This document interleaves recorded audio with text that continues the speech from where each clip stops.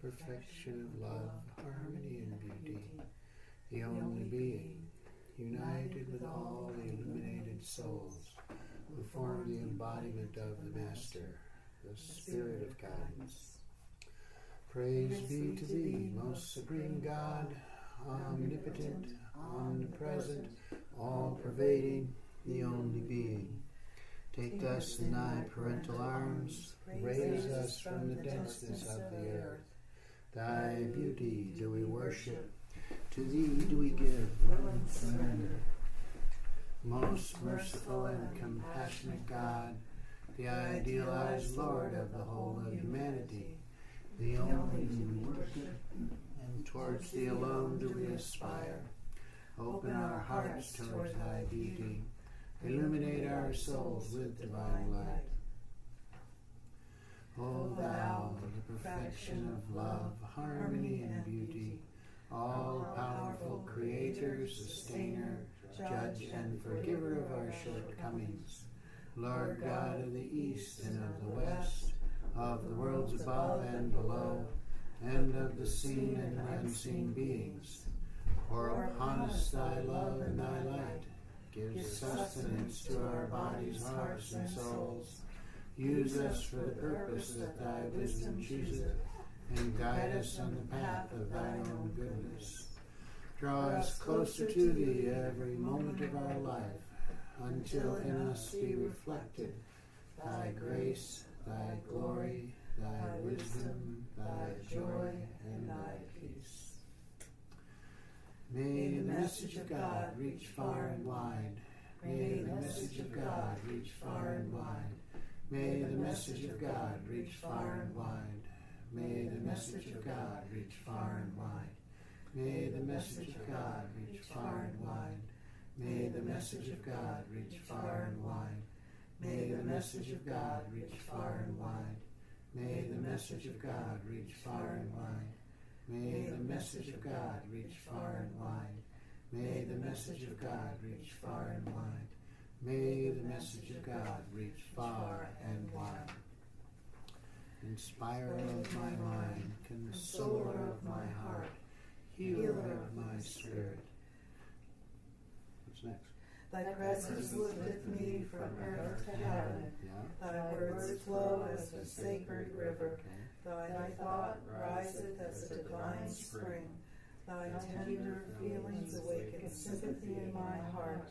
Beloved teacher, thy very being is forgiveness. The clouds of doubt and fear are scattered by thy piercing glance. All ignorance vanishes in thy illuminating presence. A new hope is born in my heart by breathing thy peaceful atmosphere. O inspiring guide through life's puzzling ways, in thee I feel abundance of blessings.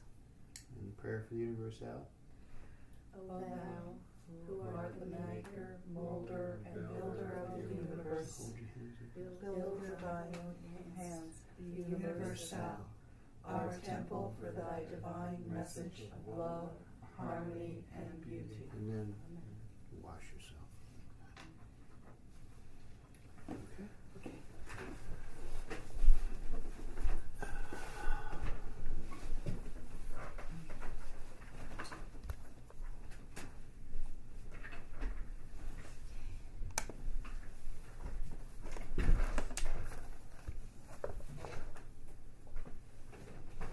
Candace. Okay, today is about the zikr, and we're going to go deep into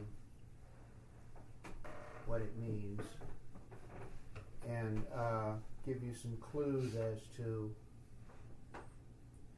perhaps experiencing it a little more fully. This is mostly a lot of reading, but interspersed with conversation, of course,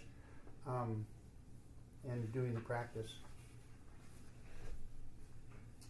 And as we read through this material, which gets pretty esoteric, if you start to, if you don't understand something, please ask me to stop and we'll go over it. But this is all very important to understand how it is that Sufis approach creation, basically, because this is a statement of creation, a statement of existence. Okay, Sufism, from Pir Vilayat. Sufism is bathed in the shroud of mystery, and the zikr is perhaps the most mysterious of all the practices that one could possibly do. Okay, let's start with that very sentence. How does that feel? Do you think that's true? Yeah. Why do you think it's true? I think it's true because I've noticed in my journey, I tend to get really caught up or complicated in all the other things, and then I gotta go back to that fundamental. And so, because if nothing exists except God, then it's almost like forget about all the other stuff. But nevertheless, you got to do your other You stuff. have to do the other stuff. Isn't that It is interesting? all connected. It's all. There's the paradox for you. It's the paradox we're going to be dealing with this whole day. Okay? Anyone else? I was attracted to zikr even before I was initiated. So it was something. It wasn't intellectual. It was like an emotional thing. It's like, wow, this is fabulous. It feels so right. Mm-hmm. And I've always loved doing the zikr. Okay. The statement is, Sufism is bathed in the shroud of mystery, and the zikr is perhaps the most mysterious of all the practices that one could possibly do. How do you feel about that? Throwing you right into the deep end immediately. The thing that I've always, from the first time, the only thing I think in the world that can actually make me stop thinking is zikr. Mm. Okay. That's a good thing. Yeah. Maybe. Oh yeah. That's a very good thing. Okay. Did you have an opinion that you wanted to? When I first became exposed to Sufism, I didn't want to know any of the meanings intellectually. I just wanted to come and do the practices and Yeah. try to feel that. How'd that work out for you? It was great. Yeah. Now you know all the meanings and you're beginning to wonder if you actually know them, right? Yeah, of course. Yeah. Yeah, but I didn't want to even hear an interpretation of the meanings. I guess is what I should have said. I just wanted to feel it. Yeah. Yeah. It's hard to avoid, I guess. It's like trying to avoid, what would be an example? How they make corned beef? I don't know. You'd rather not know, but it's tasty. That's probably a bad metaphor. I don't know. Okay, let's start by the foundation, the words themselves. La ilaha illallahu. The words themselves are an extension of that famous word, Allah, which is really the conjunction of two principles, vertical or straight lines, and the curved arc of a circle. You know how Allah's spelled in Arabic? It's a straight line and two little, like that. Mm-hmm. The straight line denotes the axis and is called the link between God and man and woman. For example, say you have two ends of the same thing. I often say you could think of yourself as being at one end, polarized as an individual, and at the other end, totally impersonal and therefore God. So instead of thinking of a dichotomy between God and man, one should think of it as just being one reality that gets polarized at the bottom. That's what the axis represents. So let's stop there for a moment and let's see how that feels. That's kind of tricky, isn't it? In fact, it's a little scary. Can you say it again? The whole thing? Well, maybe not the whole thing, but certainly the last part. You could think of yourself as being at one end, polarized. Oh, this is you say you have two ends of the same thing, a string, a rope. You know, think of yourself as being at one end, polarized as an individual. That's you. And at the other end, totally impersonal and therefore God. So instead of thinking of a dichotomy between God and man-woman, one should think of it as just being one reality that gets polarized at the bottom. That's what the axis represents. Okay? The axis, A-X-I-S. The vertical. Yeah, the vertical line.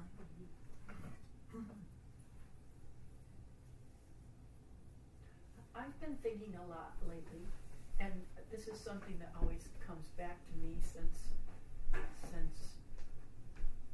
initiation, is that I'm rather childish, I guess, because I like praying, and like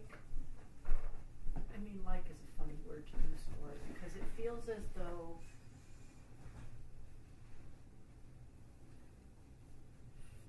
on one hand, I criticize myself because shouldn't I evolve and really feel oneness and stop so dearly loving prayer? There, I don't even have to give you the other side, you know it. Yeah. So, what's your conclusion? Do you have a conclusion? I never say it out loud because I guess the childish part of me is afraid of being ridiculed. But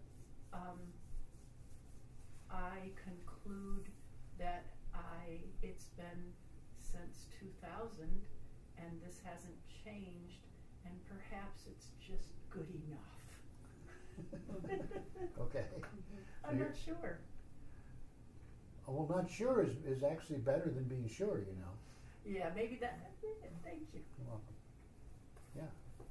Okay, anyone else have a feeling about that?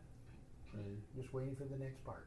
I love the practice of projecting up into the stars and back down again. So that's what I'm making this description. Okay, that's kind of, you're still in kind of a state of individuality then, or, individuation, personality and stuff, because you're observing, right? Rather than just, well, we'll get into Sometimes I hang out up there. that. Yeah, it's okay.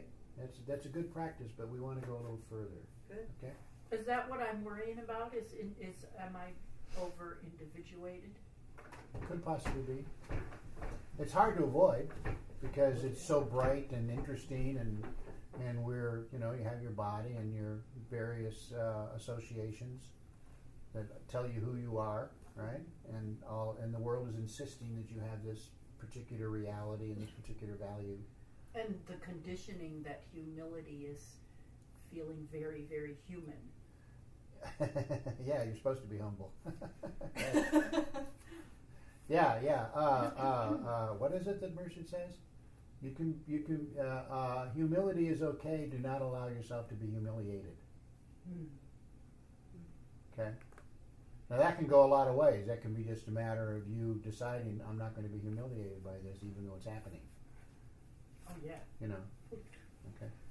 Okay. The circle, the I am, the I in the Arabic alphabet, is represented by the arc of a circle and represents the circular motion of the universes, the planets. Notice he said plural, universes. Keep that in mind. The whole of life is cyclic. The life of a plant goes back to the seed and the cycle starts again, the cycle of existence. In Buddhism, we have the wheel that keeps on moving, and indeed, when you say law, you go into that experience of the ever-changing cycles of existence, which is, in a certain sense, repetitive. Although there is some progress in the mutation of a plant, yet it is like a wheel that is turning, but it advances as it turns. Now the beauty is that one can pass from one to the other, particularly that one can pass from the circle on a tangent into the straight line. Okay? Is that, and you're thinking, okay, how do I do that? Right? You should be thinking that. The way I think about it is not a circle, it's like, it's a spiral. Okay? This circuit, it can be a very tight spiral, doesn't it? But there's always going to be, as long as you're paying attention, as long as you're continually doing a self-evaluation without judgment, that's the critical part, the spiral will continue and advancement will happen. Okay? Does that seem sensible? The spiral of refinement. spiral. Well, it's you continue. Yeah, it's it's like there's a circle of existence that you keep continually, doing the same thing over and over and over and over and over, right? But you very slowly mutate, hopefully, and become more sophisticated. For one, can happen, right? That can happen. More open. That can happen too. You become less subject to your passions, for instance. Doesn't mean the passion goes away. It just means that it's not, it becomes less important. And less oriented to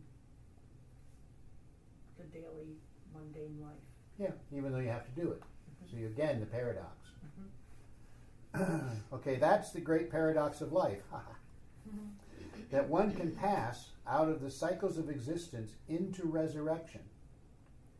Birth is the opposite. There is the descent, and then one goes into the cycles of existence. Everybody familiar with the principles of birth? Getting, your soul decides it's going, it goes, the recruiting angel comes by and looks at all the souls and said, who wants to have They're nearly as obnoxious as military. I think so, yeah, I felt that way too. Yeah. It's going to be fun. You'll have a great time. Go ahead and manifest. I know you're going to love it, right? So you get sucked in and decide, okay, I'll do that. Right? And off you go. And as you are circling in, so to speak, you touch each of the planets. That's where the whole theory of astrology comes from that inner knowledge.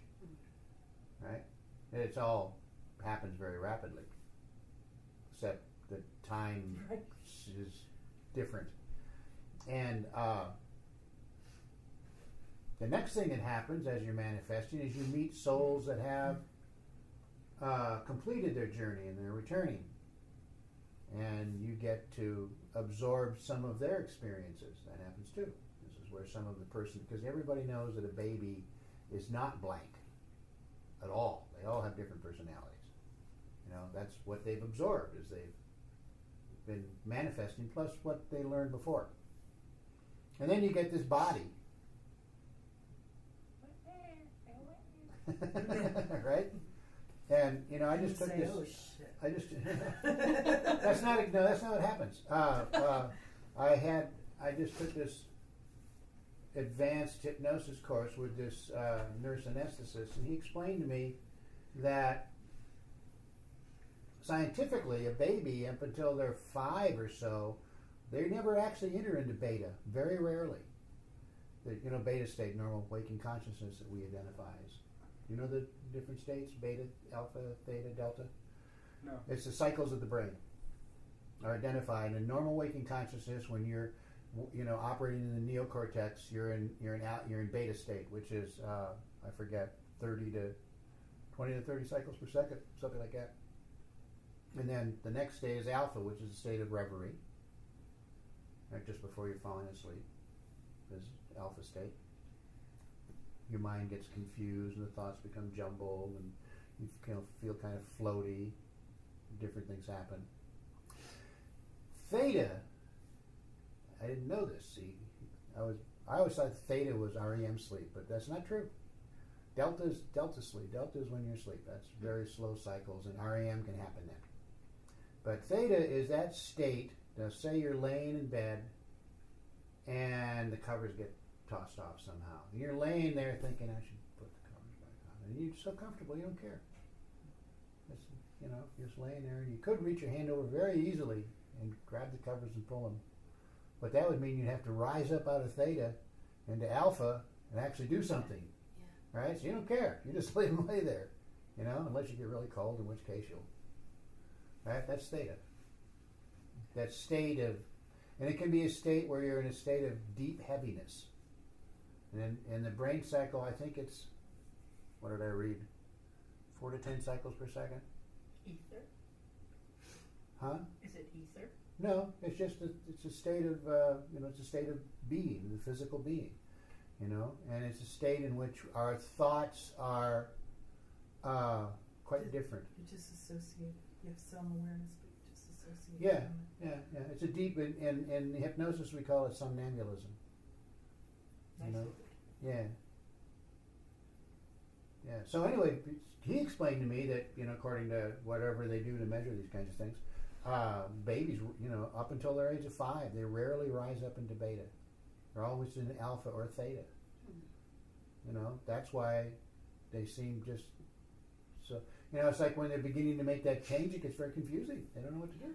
That's why that's what the terrible twos are all about. What do you mean I'm not in a state of unity? Because theta is almost a state of unity.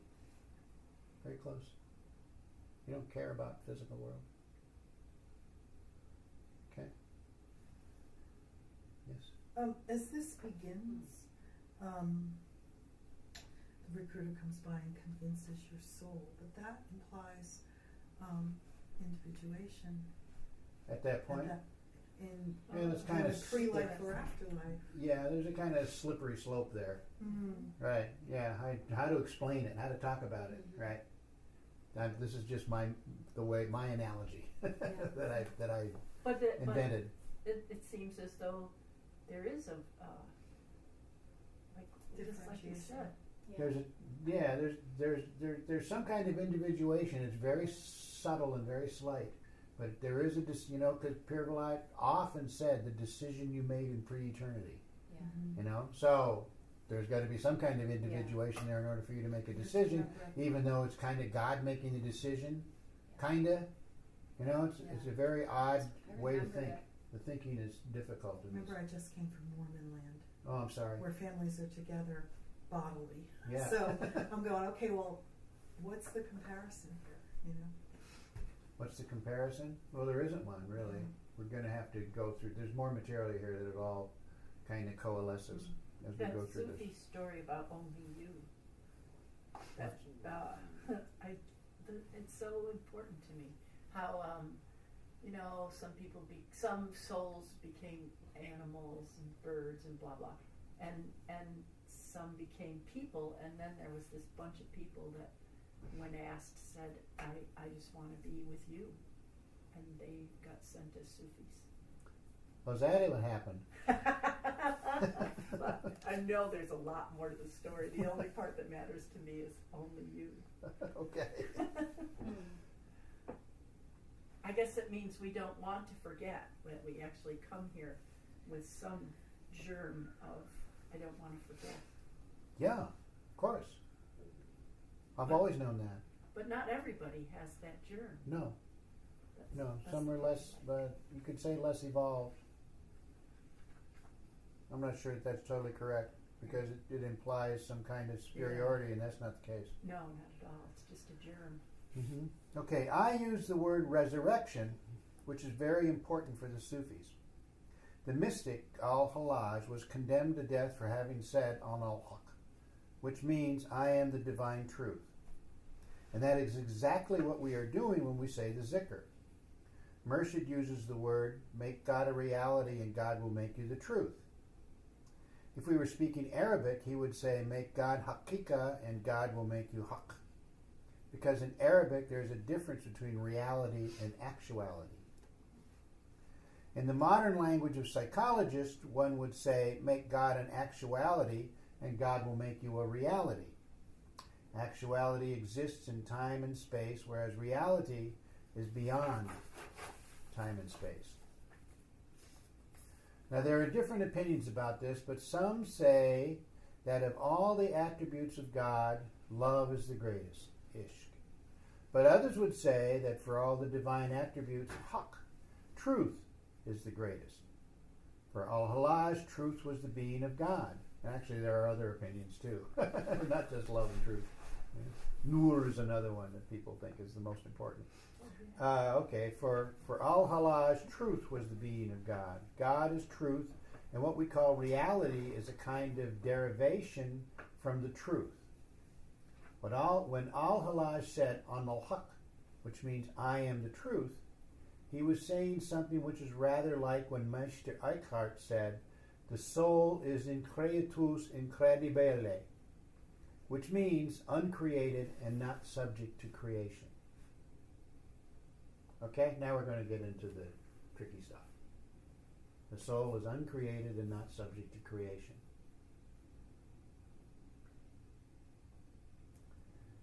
In other words, he was claiming the divinity of man.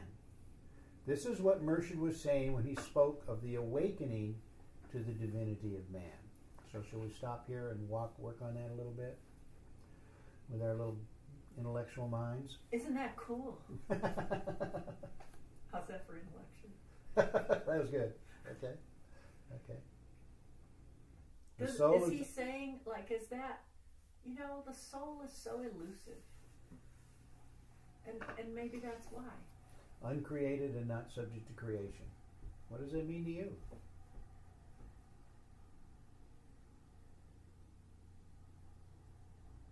In this actuality, it gets dressed up in personality, and when it goes back, it undresses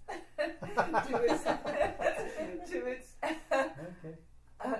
uncreation. The naked soul. The naked soul. That's a great title for a book, you know that? Yeah. Because I think I just got the title for my next book. You could interchange it with like soft porn and sorry. Okay, I'll keep that in mind, thanks. Okay, so the soul is uncreated and is not subject to creation. What do you think? Or what do you feel? To be more accurate. I like it. Do not be afraid to make a mistake. Well, it feels to me like it's saying not confined, not subject to being confined, as manifesting into this being is, in a way, a state of being confined. Do you remember this lesson from a little while back?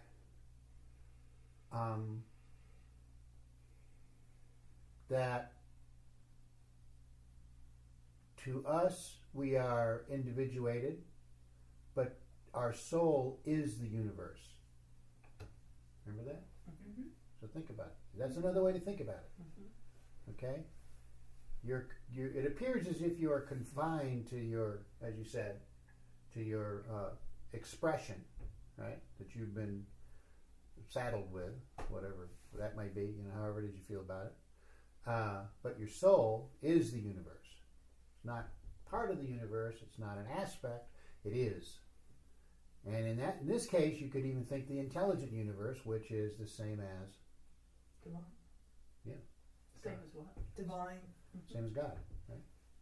Okay. Now, what is the real meaning of resurrection? The esoteric meaning, not the belief of the population. It's like thousands of roses can die and fade away, but the perfume of the rose will live forever. So it isn't exactly the body that resurrects, but what has been gained by the soul through the experience of the body and its interrelationship with the physical universe. It's going to survive the disintegration of the body. Science would say negentropy is built at the cost of entropy. On one hand, there is a dispersal of energy in the universe, entropy, and on the other hand, there is a buildup of information. Is that negentropy? What's Yeah. that word mean? Buildup of information, I guess. Good, okay. I'm just guessing. We can look it up later, maybe, or not. Mm-hmm. Resurrection is like all that is built up at the cost of dispersal of physical matter, and information is being built up. Okay, did you get that? In other words, there's a disintegration taking place. The things that you do, the things that you observe, and you say, oh my gosh, it's all breaking. That's part of the deal. Has to happen. It is the quintessence of all that you've experienced being perpetuated while the actual fact may be lost. Okay. I'll get back to that. Another example is a person may remember something but does not remember how he learned that information, the particular facts that led to his understanding. But he does remember what he knows. This is why the Sufis say, resurrect now. You don't have to wait for death to resurrect. When I was reading this, I was realizing this is a principle that we use in hypnosis. You're sitting there, you get the person into a trance, you get him into theta, hopefully alpha certainly. Everybody can get into alpha state. But theta gets the person into theta, and you're talking to them and you're giving them various suggestions. Generally, it's very repetitive. You are a non-smoker and will remain a non-smoker for the rest of your life. And I might say it 20 times. Or, it's so easy to be you, it's very comfortable and relaxing, and you are perpetuating the idea of being intelligent and creative for someone that's anxious, for instance, okay? And I might say that many times. But what's happening is to the subject, to the client, it's like a dream. They'll be struggling somewhat to remember everything that I say, but a lot of times the mind will just drift, and they won't really focus on what I'm saying. Then they'll come back and get a little bit of a focus. You've experienced this. Anyone who's ever been hypnotized will experience it just this way. And then at the end, there's a recognition that the dream is there, and it's like waking from a dream. When you have a dream at night, just before you wake up, you remember the emotion of the dream, but not necessarily the details. And this is exactly what he's talking about. It's exactly the same. So the emotion of your life is something that you're aware of. You may not remember all the details. Okay? And if you do remember the details, you're going to be annoyed at them, probably. Let's see. Or tripped up by them. Yeah, that's exactly. Yeah, you'll remember them wrongly. Right? From a point of, your opinion of them. I have an article that I have saved somewhere because it was so interesting to me about Tesla, and how he was actually, this article says that this person believes that he was discredited because he actually admitted that his brilliance came from that state. And he admitted it at the wrong time, this article talked about, because Einstein actually way later in life admitted the same thing, but not while he was making these genius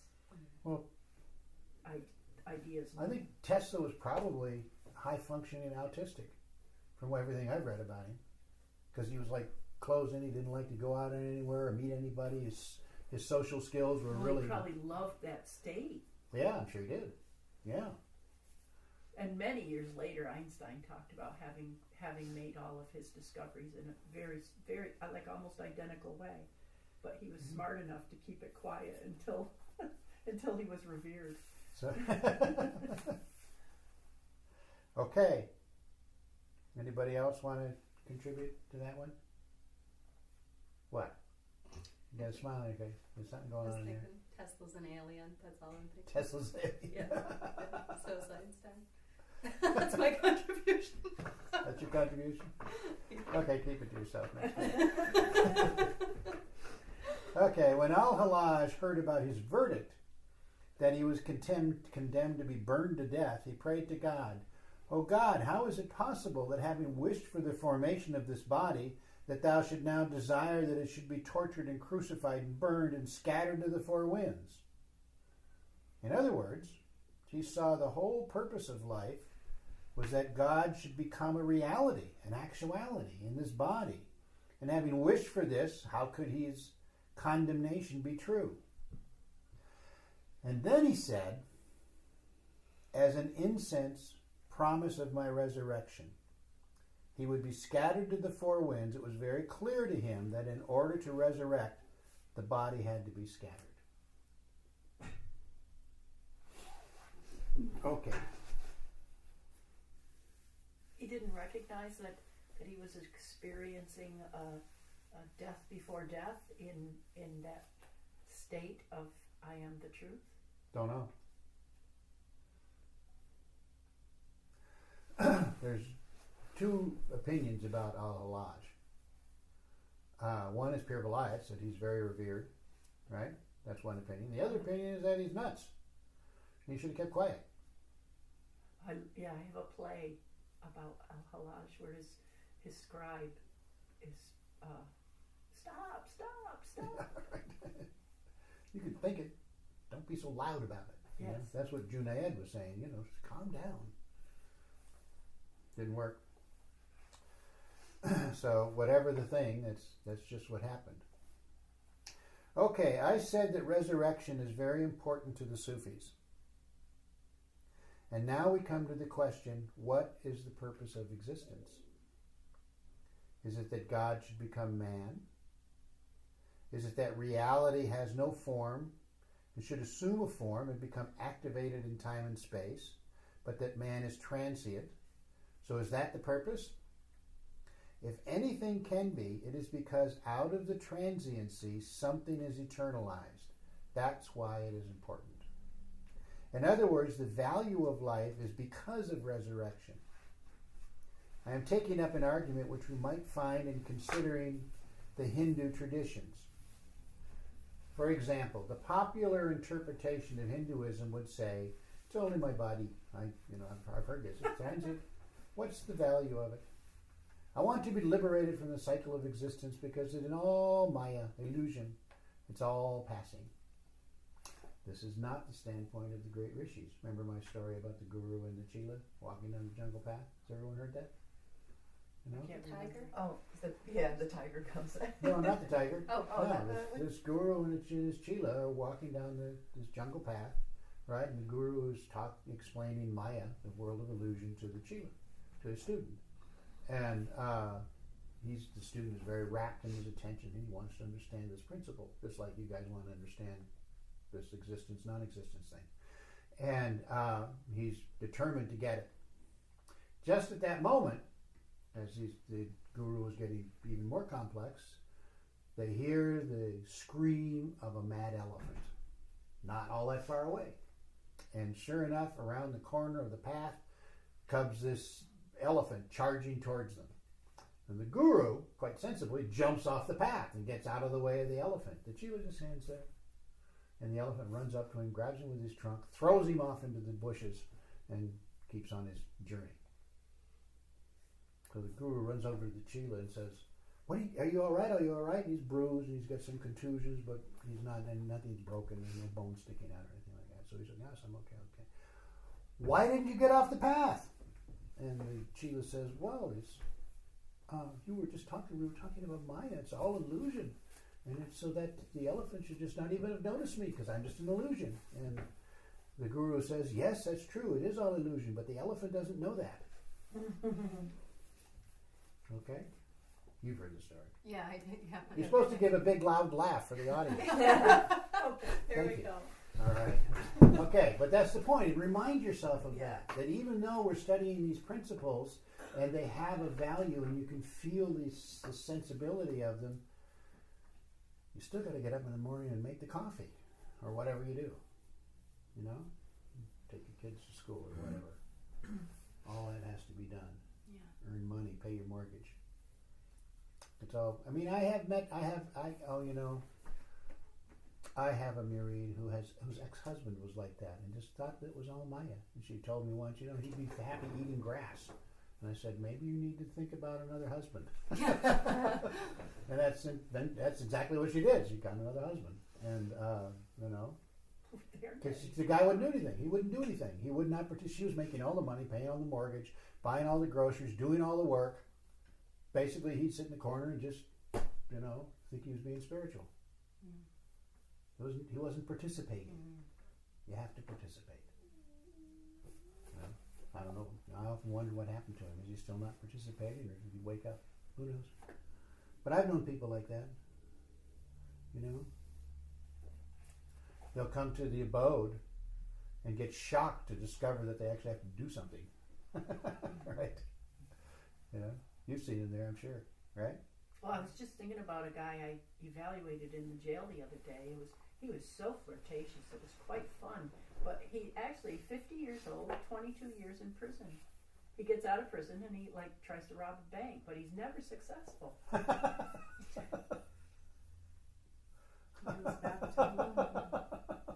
Has he succeeded in not participating? Yeah, that's exactly what he did. Now he can go back to prison and feel comfortable.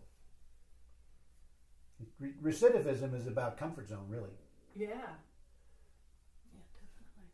Yeah, we do that out here all the time. Sure. Yeah.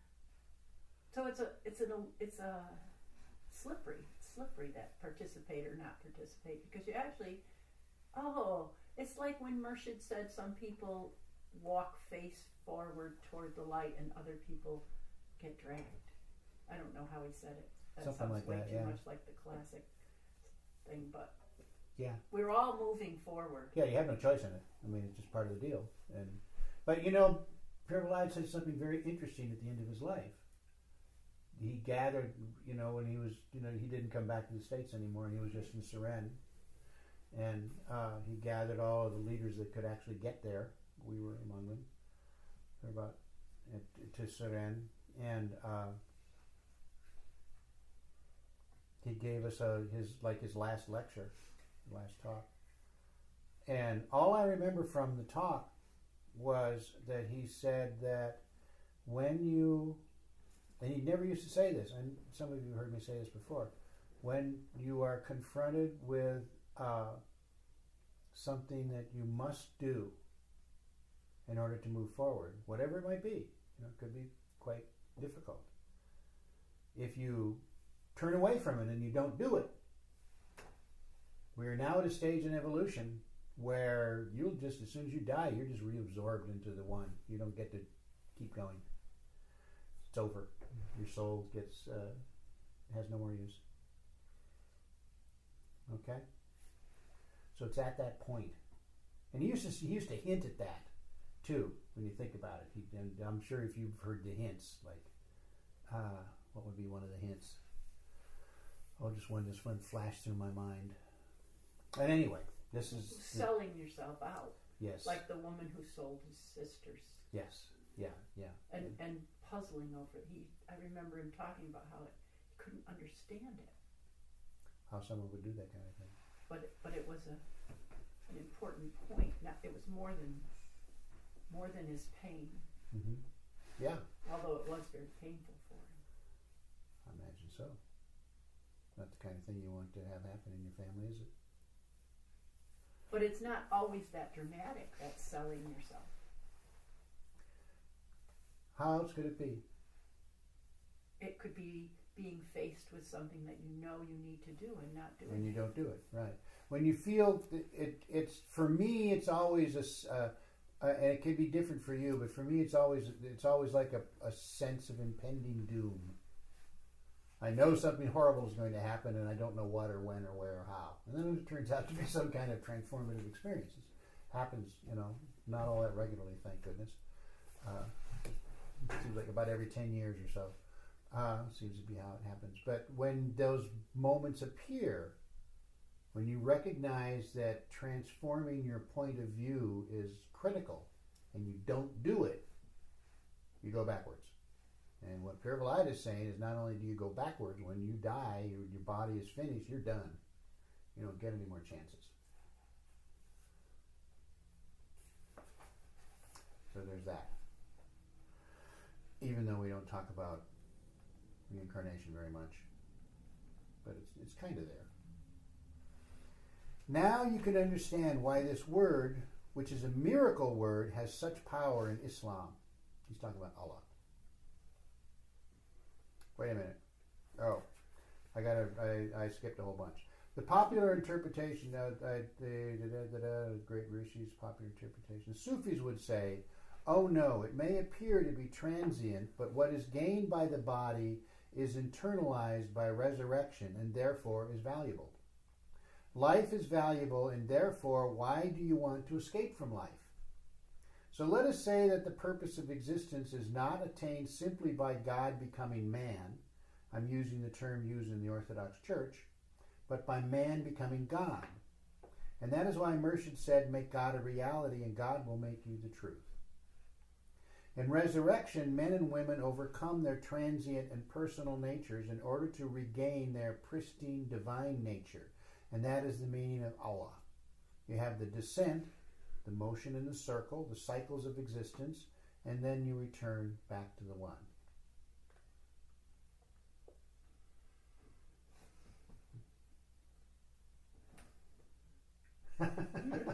Okay. Thou that has raised thy hand. Okay, so Piravalite's discussion, if you don't take the challenge, you know, get another chance as you get reabsorbed into the one. Yep. Isn't that the goal? Not And necessarily. isn't that what the Hindu is saying? Doesn't matter because I want to end this cycle. Not quite, no. Mm-hmm. There's more to go here. Because the key is in, where does he say it now? Life is valuable and therefore what? No, that's not it. Oh yeah, here we go. It may appear to be transient, but what is gained by the body, all of your experiences, is internalized by resurrection and therefore is valuable. Those in the first chapter of the Bhagavad Gita, where Krishna says to Arjuna,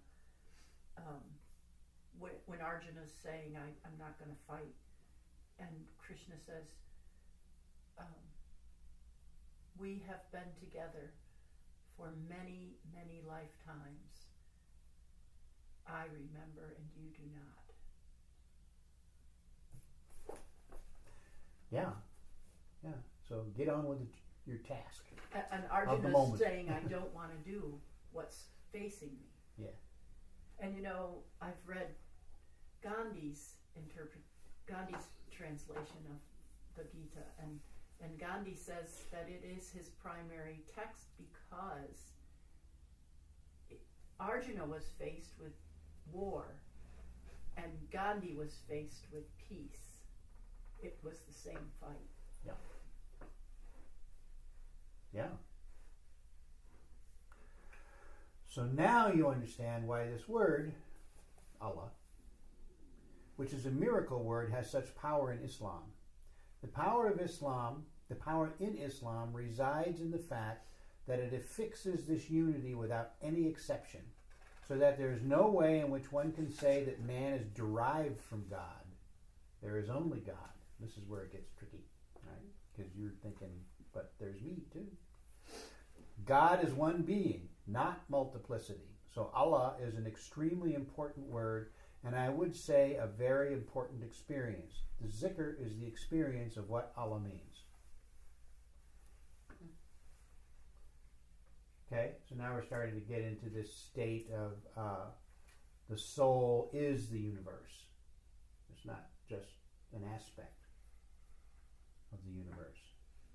Okay, and this limitation that you are experiencing is that's the illusion, even though it seems quite real. But it's also the one limitation. I mean, my limitation that I'm experiencing is the limitation of all. Right? So is a sun or a star or a galaxy a planetary collection? What is that? It's a universe. That's an objective. It's an object that you can identify, right? Mm-hmm. At the same time, it's just existence. Mm-hmm. Okay? So it's both at the same time. Remember how Pirbalite used to say that in order to understand this whole process, this whole path, it's helpful to discover how to toggle between unity and individuality. So they both exist. It's hard to feel in unity when you're faced with doing the dishes or something, right? Or teaching a child how to put their shoes on, or whatever it is that's obviously right there in front of you and is part of the physical world.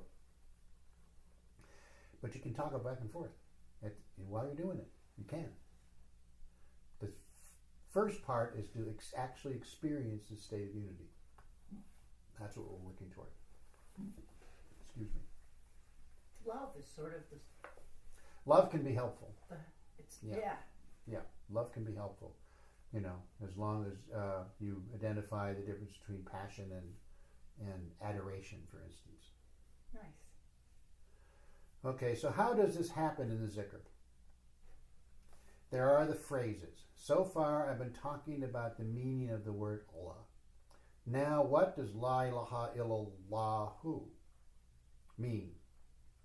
It's based on two principles, affirmation and negation. So first you say La ilaha, which means there is no. In literal translation, it means there is no divinity except God. The la is a negation. La is no in Arabic. Ilaha means divinity, existence, universe. Illah means except. And La or Allah means God. There is no divinity except God, or there is no existence except God. Incidentally, when you have two A's, one after the other, you do not pronounce the second A. You do not say Illa Allah.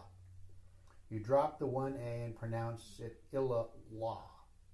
Now give careful attention to the two L's of Illa and of La. Hard to say. You have to learn to kind of train yourself. So you hear a kind of gliding effect. The double L's give a certain something you can learn to appreciate in the beauty of the formula itself. When said with a thrust of energy, the zikr is very vital and meaningful. Do I need to go over that at all? Everybody's comfortable with that? Okay, the motions that correspond to the words are thus. First, one makes a 3/4 circle with one's head. Place your head facing your left shoulder. Move across the solar plexus to the right shoulder and up to the crown or zenith while saying La. So it's like this. La. 3/4 circle. At the end of the motion, while at the crown center, say Ilaha. Do not say Ilaha strongly. The strength or accent is on La, thusly. La. Ilaha. That's how it goes. La. Ilaha. Do not say Ilaha. Oh, I already said that. Next, the head comes down towards the solar plexus with a thrust while saying Illah, except. And when the head comes down, imagine experiencing the shattering of your being. Like this. La. Ilaha. Illah. Like that, okay? La. Ilaha. Illah. So you're just really working on the solar plexus, which is like the core of your being, your personality.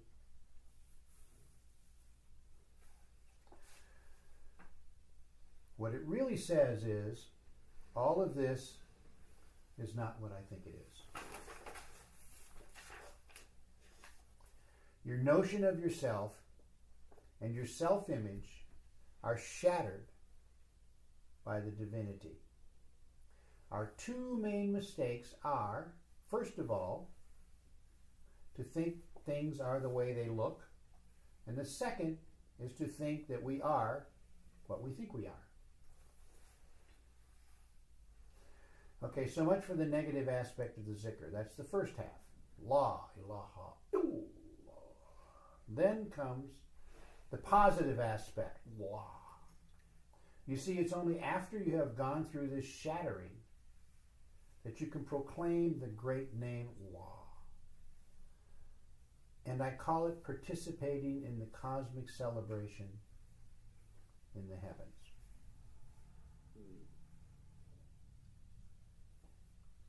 Alina, would you go turn the soup on? Thanks. Now lift your head straight up when saying Allah. You think that you're glorifying God because you've gone through the shattering, but in fact it is God who revives you out of the shattering, so you are going through a rebirth. This is a critical point. You think that you're glorifying God because you've gone through the shattering, but in fact it is God who revives you out of that shattering, so you are going through a rebirth. Because remember, through all of this, it is God experiencing existence through you. Always. Okay? Because if nothing exists except God, guess what? Right? Even though he feels like there's something individual going on, that's kind of not the way it works, even though it feels that way. Speaking of soup. Speaking of soup. As you are reborn, you glorify God That's the law. While your head is up, you say, who? And that is the moment when you really live, because there is no other way of saying it. The divine presence. Who is the divine presence? I think that moment is so sacred. It's the moment of suspense, beyond time and space. I think one should prolong that moment a bit. Most people do the zikr too fast. If every time you say the zikr you think of what it means and go into the experience, you'll find that you have to do it slowly. Then you have the great moment of truth, of divine presence. And then there's some caps here. The zikr is a practice which is best undertaken with the help of a guide. I think that was added because that's generally something Pure I would not say. Somebody added it later, I'm sure. Whoever did this transcription, because this is from a lecture. Okay, now, do I need to go over any of that?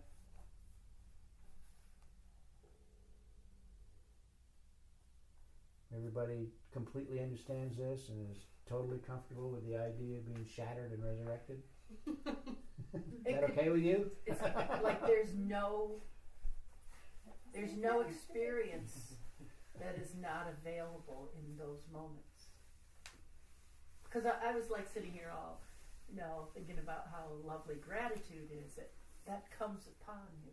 But it's not necessarily always the experience. It can be any experience under the sun. There are 99 names of God. Well, actually, the names of God are infinite. There's 99 names that are in the Quran. Yes, 99 names that we like to try and count. Yeah. So, are you happy with this whole idea of being shattered and resurrected? In one single phrase? So that makes you happy? Yes. Yeah. That's what I came here for. Keep coming back. Year after year. Yeah. But not every moment are we happy with that. No. Okay, what's a moment that you're not happy with it? When I don't want to give up control, when I'm living with the illusion that I'm in control. Yeah. That's something that therapists should eventually figure out. That they're not in control.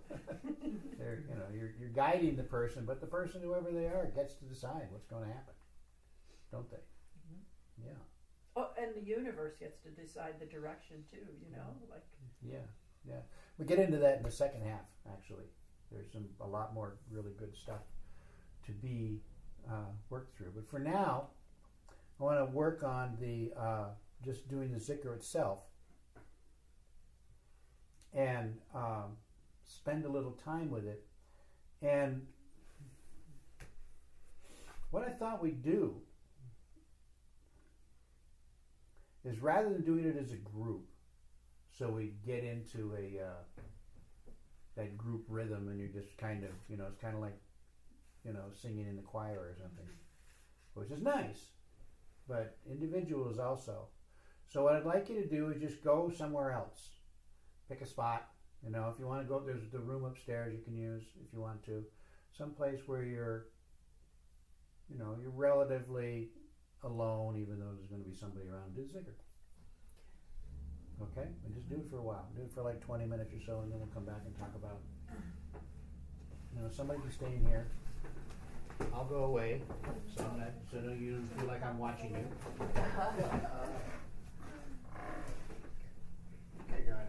You got it? Yeah. Okay. And don't worry about the numbers or time. I'll come back in about 20 minutes. Are you going to ring the bell? I'll ring the bell. Thank you. Excuse me. And then La ilaha illallah. I know, because it gets tripped up. I used to be tripped up with it. Yeah. Everybody else is leaving. I'm staying.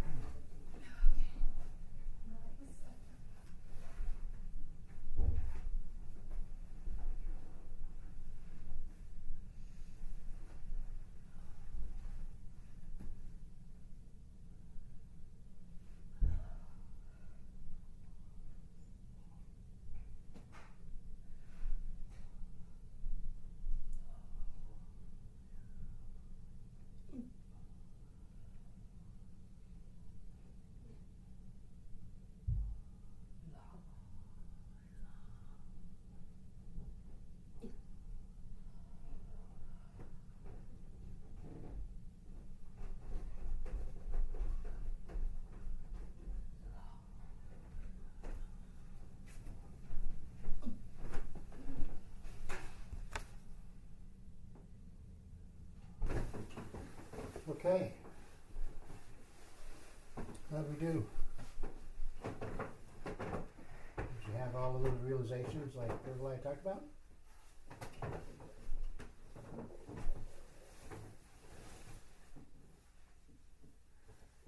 Do you feel that you understand the true poles of your being? I don't hear any voices. It's much clearer. Yeah. You know. It's different doing Zikr when you have these explanations, isn't it? Rather than just doing it, as we often do. Okay. For you, it's new, I know. So you haven't had these years of rote repetition. So how do you feel now as opposed to how you felt 20 minutes ago?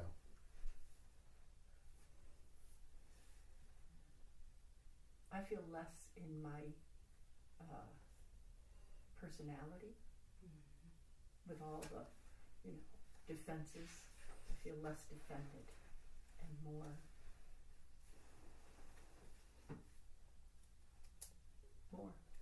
More?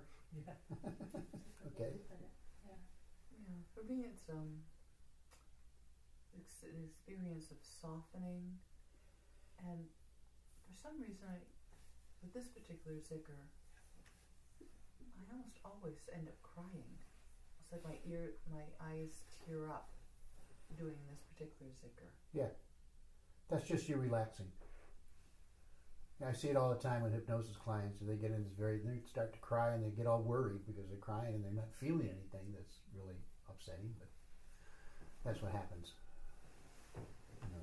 You get very relaxed. Unless you're experiencing something profound or upsetting. No. Yeah. But I always get this sense of longing. Mm. Okay.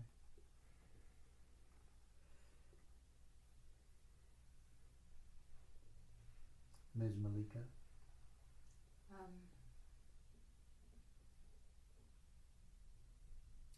I have kind of a well-rounded perspective now. By comparison to 20 minutes ago, I can see behind me, around me. It's like it's that 360 point of view. And at each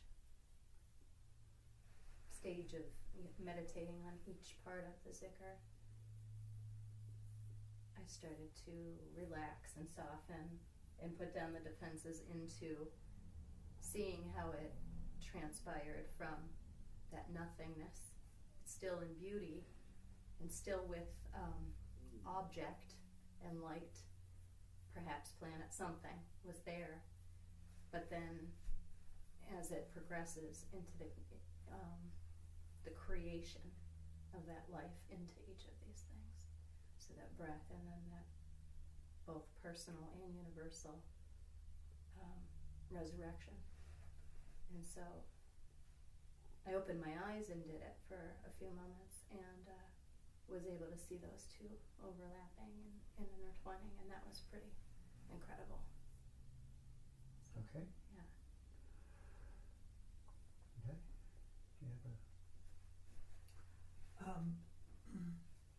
My sense of being on a cusp or a threshold was greatly heightened. That's all. Okay. How about you?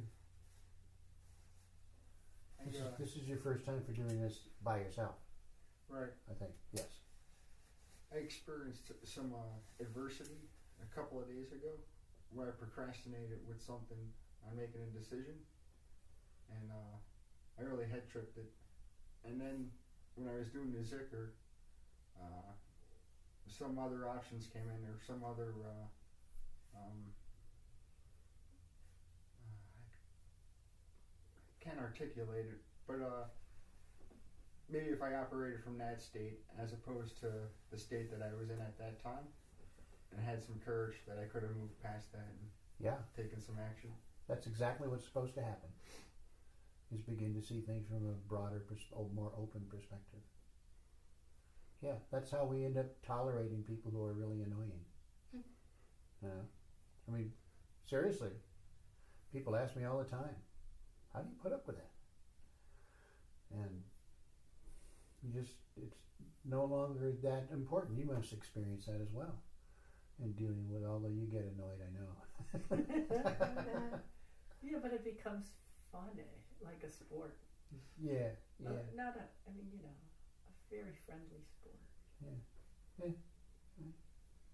So when you're dealing with people from this very broad point of view, they become less intimidating or threatening or annoying, pestilential. Isn't that a wonderful word? I like saying words like that. Or whatever it is that you find upsetting, and they become just people doing their best to be who they are.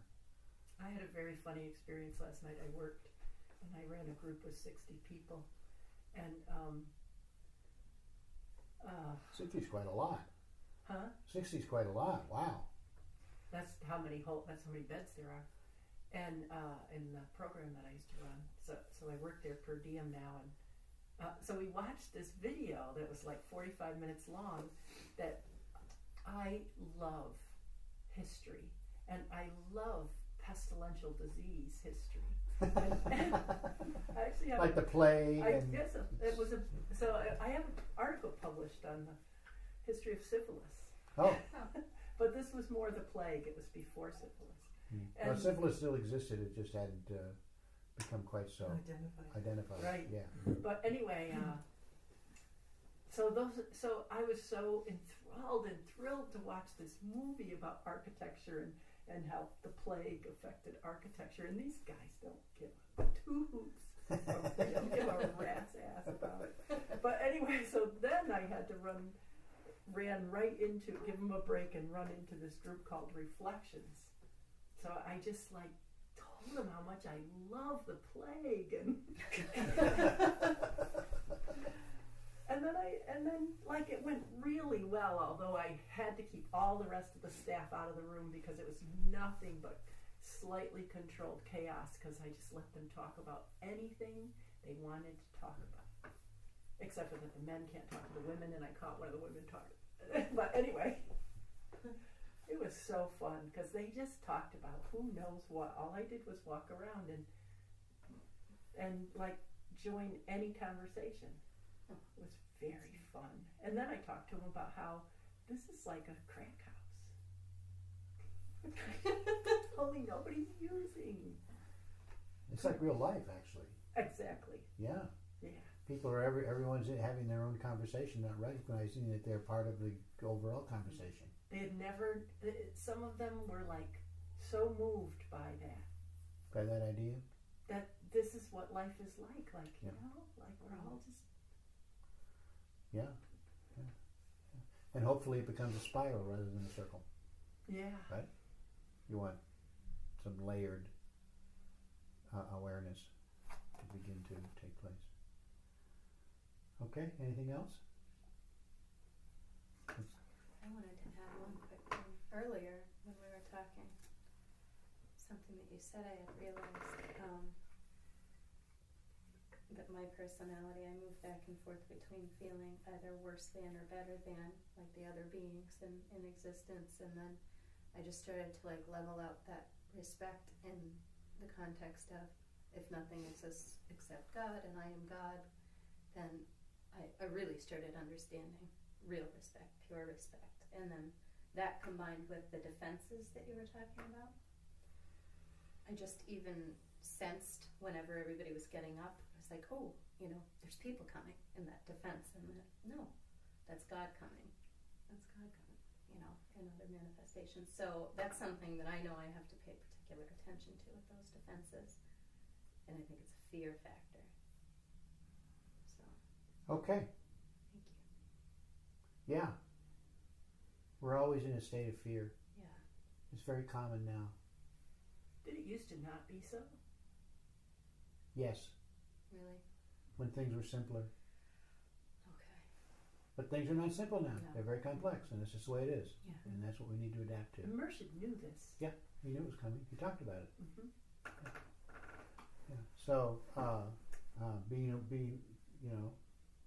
discovering that awareness is part of the deal. You know, like there's actually a bunch of books out. I have several that talk about the fight or flight response that comes from the hypothalamus, I think. Amygdala. Thank you. Right, that the reptile Excuse brain. me. Yes. Right. There's a You guys, book named that. huh? There's a book named that, isn't there? The amygdala or the reptile no, brain? reptile brain. Yeah, I don't have that one, but it's controlled by the hypothalamus, and then the amygdala makes the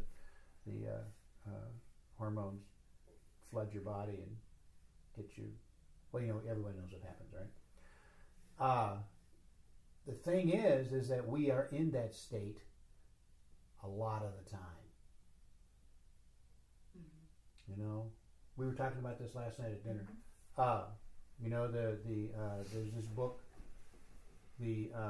Why Zebras Don't Get Ulcers. Nice. That's a great title.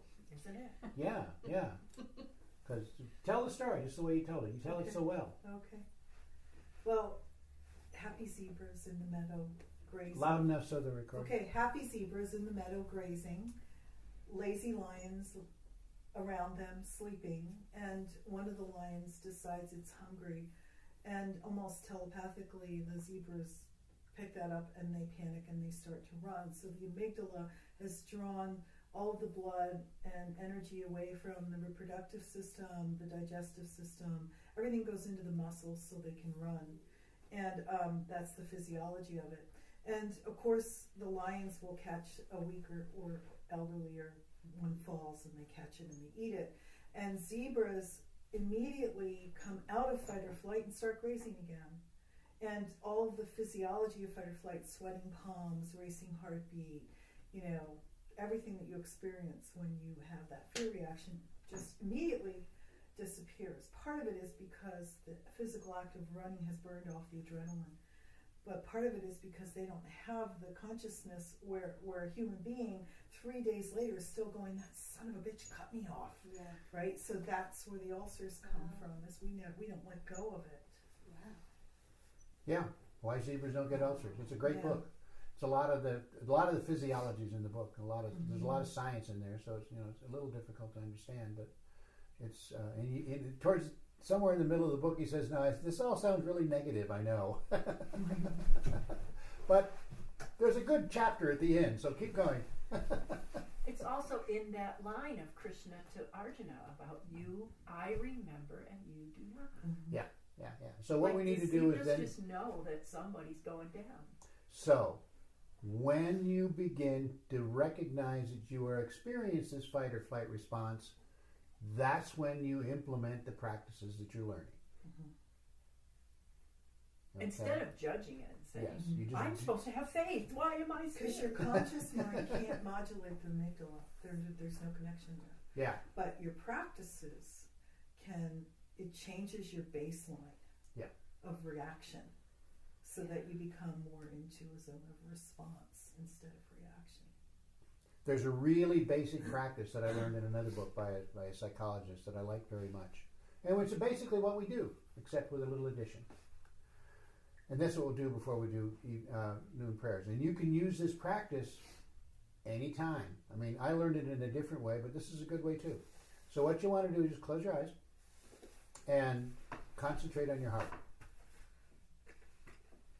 As if this is not uncommon for us to do. Just imagine that as you're breathing, you're massaging the heart with your breath. And you just notice, it's like, when you're smoothing the back of a baby that's a little agitated, and as you run your hand over the baby's back, it slowly calms down. It might even fall asleep and just feel so happy that it's being touched. In the same way, you're massaging your heart with the breath. Easing it, smoothing it. Okay. And then once you have that pretty much happening, you've got the concentration and you can feel that effect. Then what I want you to do is think of something in your life that's extraordinarily happy. Could be a circumstance, could be something that you really enjoy,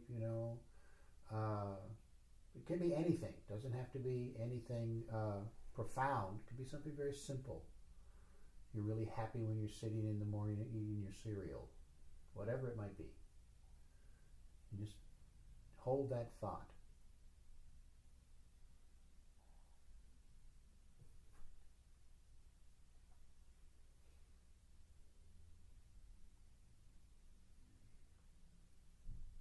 Okay? Open your eyes. Now how do you feel? Look at all the little happy faces. See? That quick. And you can do it anytime. You can do it anytime. You know, it's one of the most profound experiences you will have.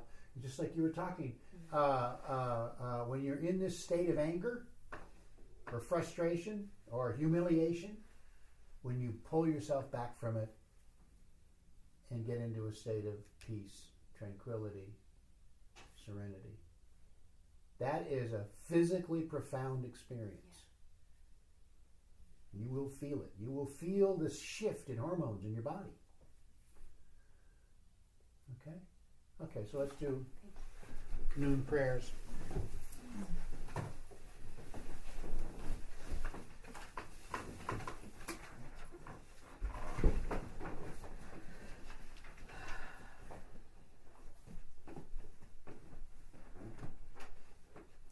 Most gracious Lord, Master, Messiah, and Savior of humanity, we greet Thee with all humility.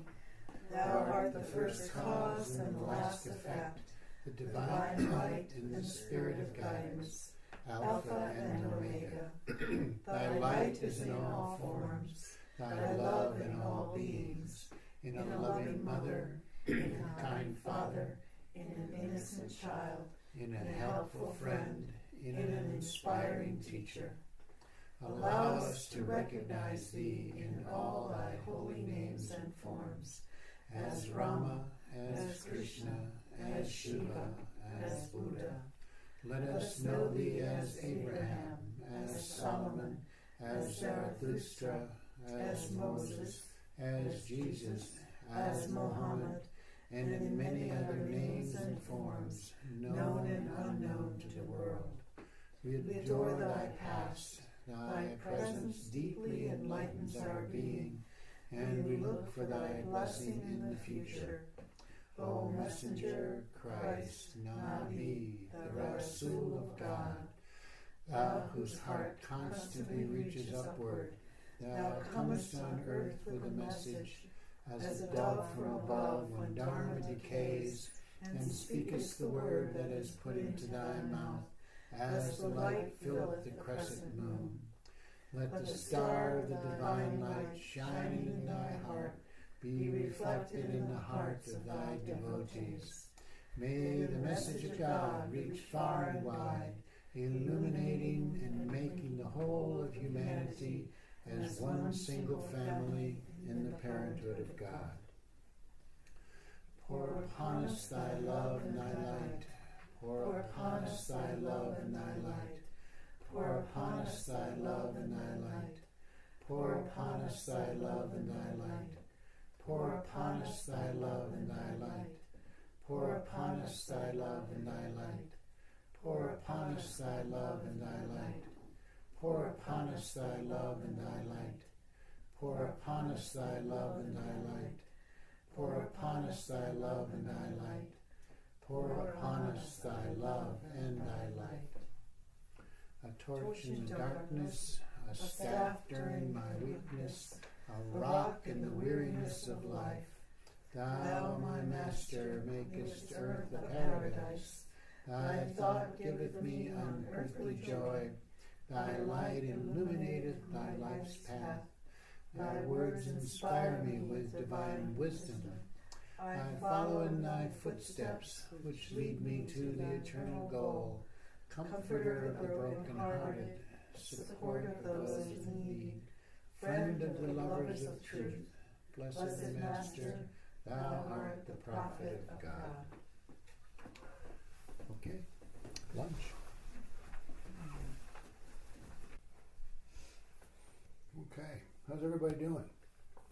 Had a nice rest? Any questions about this morning? Things that popped up in your head? Anything like that? We had some nice discussion after lunch about some things. I can't remember all the stuff we were saying, like personality things and things that this morning triggered, I think, for us. Yeah? Mm-hmm. Like what? One of You the talk while I discussions eat my was cookie. about feeling out of body and coming back into the body, kind of feelings of. It's kind of delightful. It's a phenomenon feeling, Mm-hmm.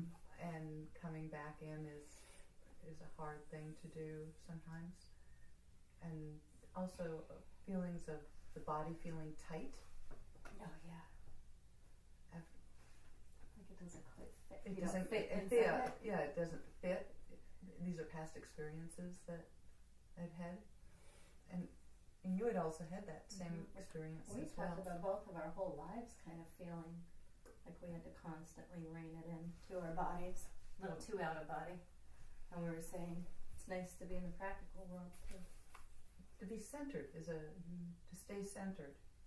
It's actually something that takes consciousness for me to do. Stay centered. It's a side effect. It's a side effect. Yeah. Being centered is or being uncentered? Being centered. Mm. A feeling of belonging Mm-hmm. might be closer. Yeah. Is that better? Yeah. Oh, I get to belong?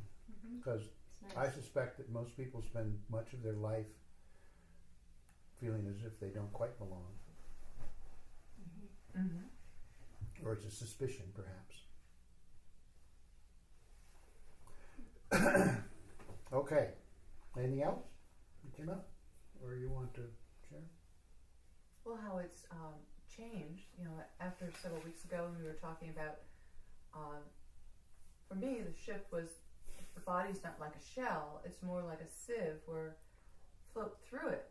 The consciousness floats through it. It's not like confined by this physical creature being. Okay. Yeah.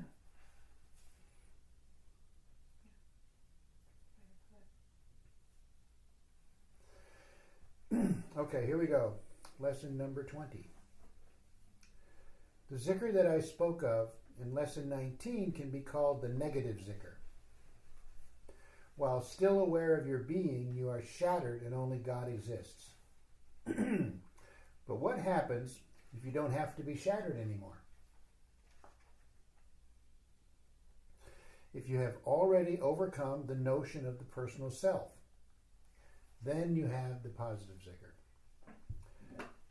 For example, when you say La ilaha, instead of thinking all this is not God, it's just an illusion. It's just an illusion. You could do the opposite.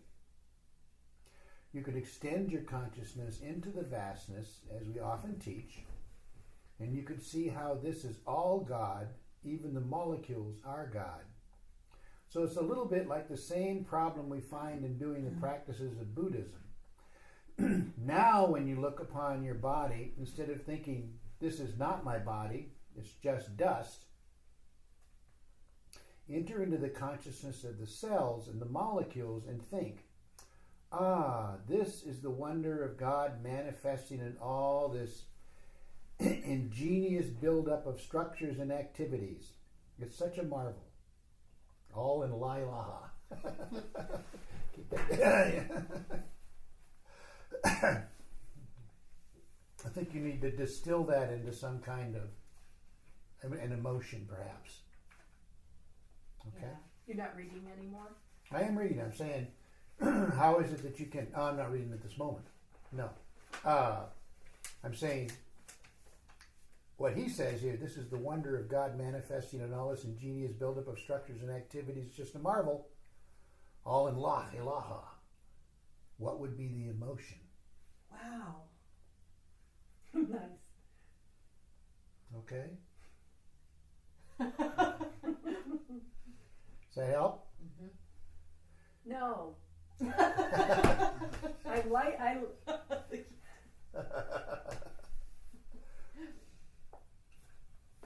Isn't that a marvel? Is that what? I'm sorry. The talk whole about phrase. Centered. I lost. Okay, should I go over this again? Maybe. Okay. I'm not sure. Okay.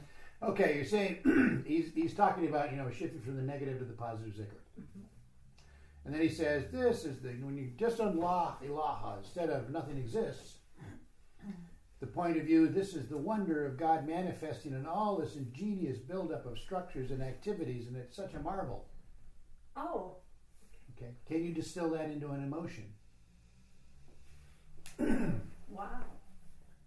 Okay, Yes. you see how you would do that? Rather than, having to go through this litany every time you say la, ilaha. In the positive zikr, in the positive zikr, it's always much slower. It's always like la, ilaha. You're scanning the universe, right? Rather than la, ilaha, which is, quite different. Okay? So think of it as rather than all this that he says. You might think of that from time to time, but probably you won't. So, in other words, break these down, these intellectual structures into emotions. It's much easier that way. Because because there isn't an intellectual mind in the positive zikr, really. No, The intellectual mind would argue with it. These whole next 4 pages are all about that, exactly what you just said.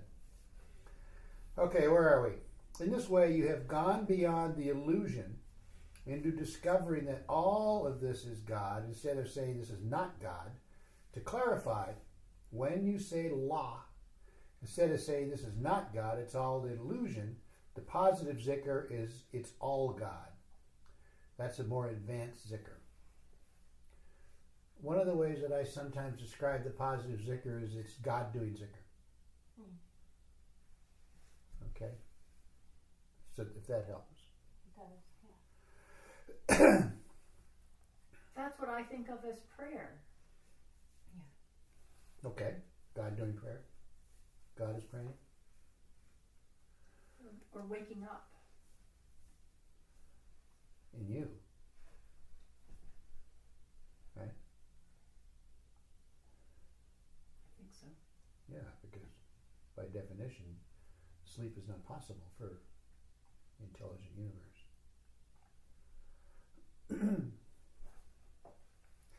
The difference in accent between the negative and positive zikrs lies in our state of consciousness. If you are in your personal consciousness during the second part of the zikr, when you say Allah, you are being annihilated in your personal consciousness. But if you are in the divine consciousness, then you experience what Hazrat Inayat Khan calls the divine perfection suffering from limitation in the human condition. I'm going to give you an example of the positive zikr that he doesn't talk about in this paper, but it works. Allah, imagine the state of the Buddha. Just accepting that everything exists and suffering can be overcome. Right? And then on Allah, well, there's the Jesus, right? The divine self-sacrifice. Okay? And then on Allah, you focus in on Murshid, whose declaration, the divine perfection within all beings, was revolutionary. That was his main gift. Spiritual liberty. Yeah, spiritual liberty. And then who is, well, again, divine presence. I always think of it as like it's like a reconnection with the beginning of the practice. Because, but that's me thinking that. Okay, is that helpful? So, La ilaha, the Buddha, illallah, Jesus, wow, is Mershid, and then Hu is, again, presence. Another way to think of the positive zikr. Okay, where are we at here? In other words, you get into the divine consciousness and you experience what the Jews call zum zum. Zum zum is like the contraction, the constraint that the divine bounty has to undergo so that creation is possible. Kind of what we were talking about this morning, right? I think that came up a couple of times. That this limitation has to be experienced in order for the divine to express itself later during the process of resurrection. That's what the negative zikr is describing. Okay, and that's exactly what Mershid said when he spoke about the divine perfection having to suffer from limitation in creation. I often give as the best example of that Christ being beaten by the soldiers, and instead of cringing, I see him, on the contrary, keeping his head high and being conscious of being the divine being who is suffering this limitation at the hands of the condition prevalent on the planet. Should I read that again? Mm-hmm. That's a very important point for all of us.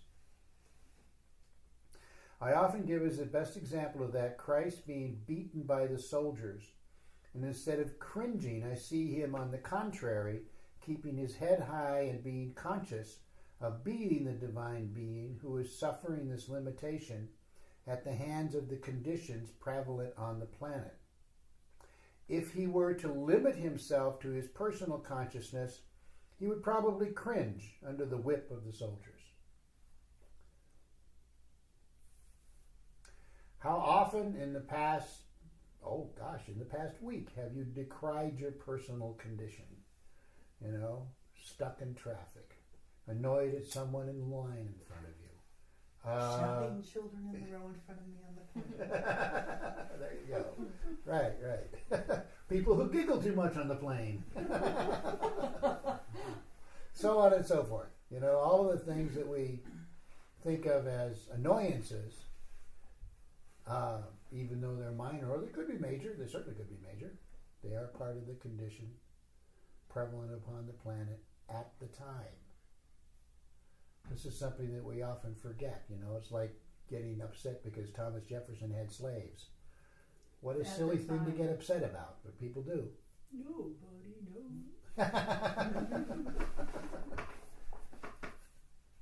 Those kinds of things, right? Okay. And so we just participate in our time. And some people are called, everyone is called to participate exactly in their own way. In the time that exists. Yes. That's right. That's right. That's important to remember. Because, of course, since time does not exist, we won't go into that today. This is enough. We're not getting into that stuff. This consciousness of being the divine being is typical of the state of Hazrat Inayat Khan's consciousness. Perhaps you have felt something about the being of Hazrat Inayat Khan and don't know what it is that impresses you so deeply. Well, that's the secret. He is conscious of the divine presence suffering from limitation in the human condition, in the conditions prevalent on the planet Earth. And that's the very meaning of the crucifixion of Christ, of the suffering of people in concentration camps, of the beggars at your door. It is the divine being who is being crucified in these people, who is being tortured in the camps. It is God who comes in the form of a beggar. Wow, there's a lot to this. Yeah. Yep. So now we're entering in, well, we're always working on it, but this is getting really, really close to what mysticism and Sufism is really all about. Okay, so in the positive zikr, you're experiencing God being shattered in you. It's much more advanced. When you say Allah, instead of just being down here and glorifying God up there in the cosmic celebration, you realize, as Ibn al-Arabi says, that your being is the glorification of God in the same way that the work of an artist glorifies the artist. So you're the work of an artist. It's the touch of spirit on the body. It's like almost too much. How could it be too much if it just is? It's a shift in how you see. Nothing's changed. Right. But it's just so cool. I'm glad you're excited. I get excited. Yeah. Isn't it wonderful to feel positive? You know, because our consciousness is also subject to the consciousness of the time, and currently the major emotion of our time is disappointment. You know, I just keep saying this over and over and over. I know it too, but nevertheless it's true. And we're very subject to that. The expectation of disappointment. It's part of our culture. It's part of worldwide culture. It's just like I was just like listening on the radio this morning to them asking people all over the country what they think of the new pope, and people are just primed for disappointment. Yeah. You're right. Yeah. The very first comment that I saw on Facebook was the things that he said about gay people. Very first comment right after he was elected. Very next, just like the next thing that happened. You know, whatever it was he said.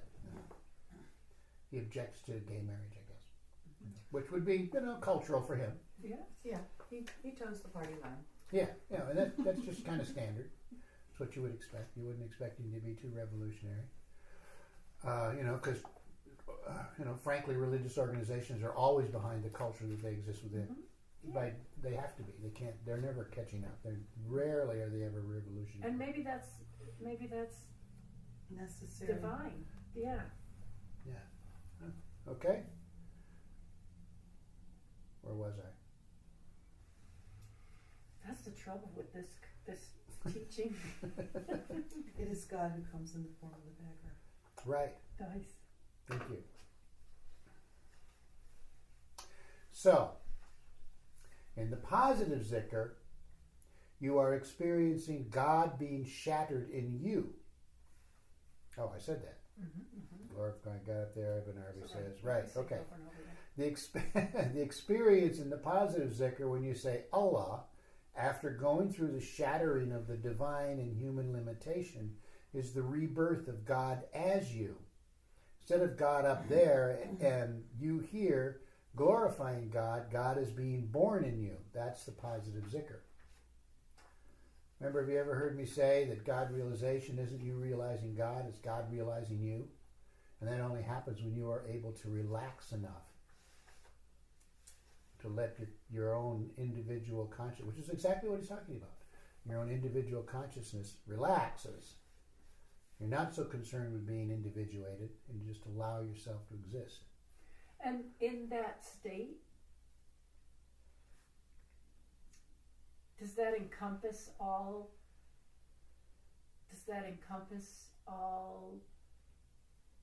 ways of being?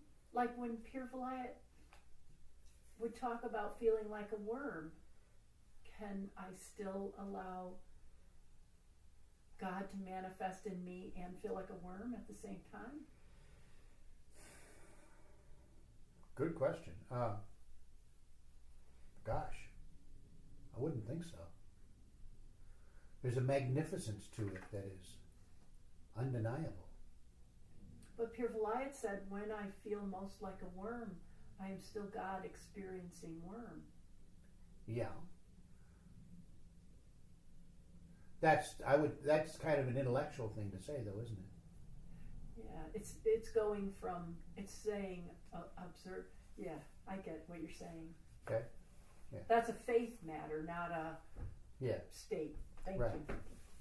But isn't the wormness just another aspect of the divine experiencing Sure. life? And and you can do that. You can get into the consciousness of a worm or a bird or an animal. You've probably done it. I But was taking the worm more metaphorically. Yeah. No, he meant it literally. No. Oh, No. This time he was. This Sometime- talk he was talking about feeling like a worm, as in. Oh, that bit. As in, I am a lowly worm. Oh yes. Yeah. Okay, I've heard that talk too. Yeah. No, that's an unrelaxed state. I would think. Darn. Yeah. I wanted some support there. I'm sorry. Because well, what is that ultimate? Self-pity. Yes, it's true, and that is not God manifesting. No. God's manifesting as, self-pity, I suppose.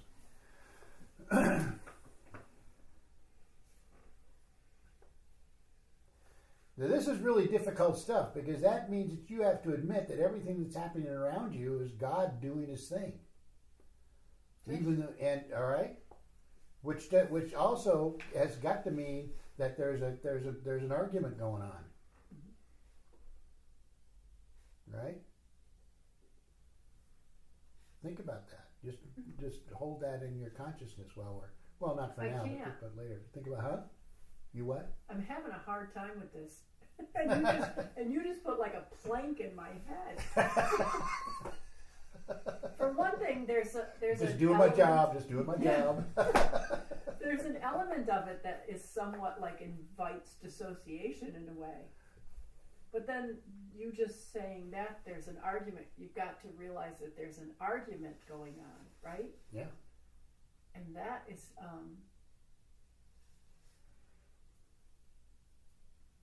Allahu Akbar, isn't it?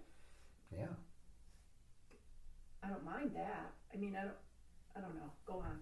Okay. Table it. Bring it up another time. No, I'm going to try to sit here with it. Okay. if you start to smoke, should we throw water on you? That towel will do. It's still there. Okay, another image that helps our understanding is that of the ocean, in which you see yourself as the wave emerging out of the ocean. Actually, the wave does not emerge out of the ocean because there's no frontier between it and the ocean. It is the ocean that emerges as a wave. Do you see the difference? Mm-hmm. In the realm of science, this is perfectly true. For example, Mach's law of inertia says that any change in any part of the universe affects the rest of the universe because inertia remains constant. That wave seems as if it's just local, but in fact the whole rest of the ocean has to adjust itself to the motion in part of itself. Therefore, you cannot consider yourself as being like an entity within this vastness. The whole vastness is involved in you. You are that totality that has emerged in a certain way and in a certain location. And that's what it feels like when God recognizes you. That's me. Okay? And that's just what happens, I guess. And then later on, after it's all over, your own personal filters get to decide what just happened. And is Judgment Day, in a way, there's some moment where, like, a great majority has that experience? I have no idea. Okay. I'm not sure I believe in Judgment Day. No, as soon as I said that, I thought, but, like, I mean, it's maybe there's an evolution that can occur as more and more people are. Can we help ourselves? Can we help us have that moment? well, sure, you can help. You can get that moment. Right. Yeah, we have a science for attaining it. The alchemical zikr, the alchemical retreat. That's what it's for. You know. Another example is that of radio waves, which emerge in the radio set as a sound. but it's all those waves that are spread out throughout the universe that emerge locally in that radio. So you are experiencing the emergence of God as you. It's a very extraordinary feeling, a sense of just imagine what I am. I am the matter, the fabric of the universe. But I'm more than that. I'm also the thinking of the universe that has emerged. Just imagine. And I'm the consciousness of the universe that has emerged. And then you'll get to the ultimate thought. I am the being of God that has emerged. That's what you are. When you realize that, you are so overwhelmed. And that's why the dervishes are wild. You are kind of secure in your thought that you were who you thought you were. It's like closing oneself in a little house. You think you're secure. But dare you accept the vastness of your being? Dare you accept the sacredness of your being? That's the great challenge. One would have thought, beyond that, what is there? There's always something beyond. The most frightening of all thoughts is, I am that divine presence that I was trying to experience.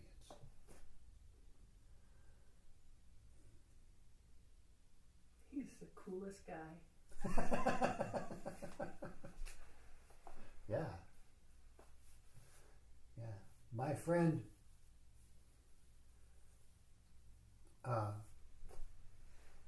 Zumarud says that Pir Vilayat's talks were transcriptions of a discussion between Ibn al-Arabi and Hazrat Inayat Khan.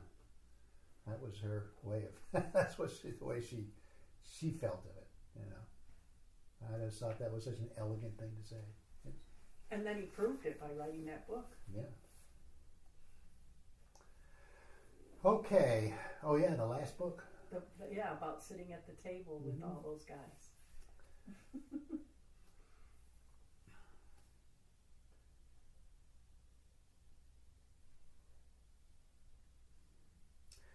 Okay.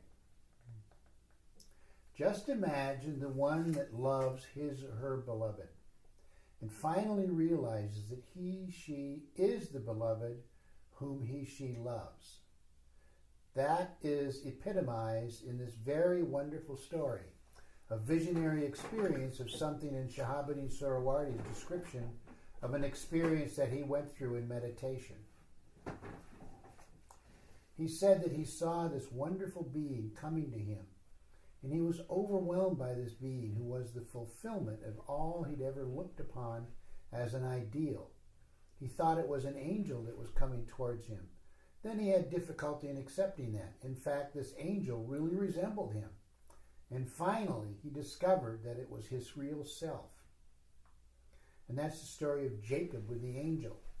And this is what happens in the positive zikr.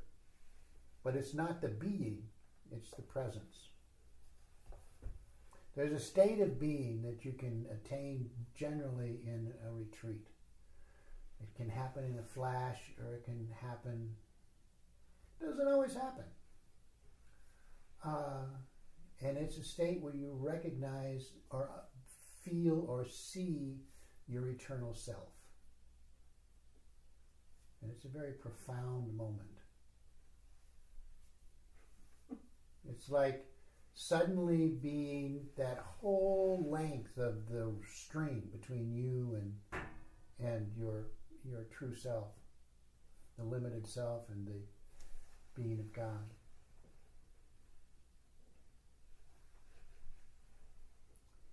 So it's there to be experienced, and it's a common experience. It's not unique. I mean, well, it's unique and to have it. It's not unique in as far as mystics are concerned.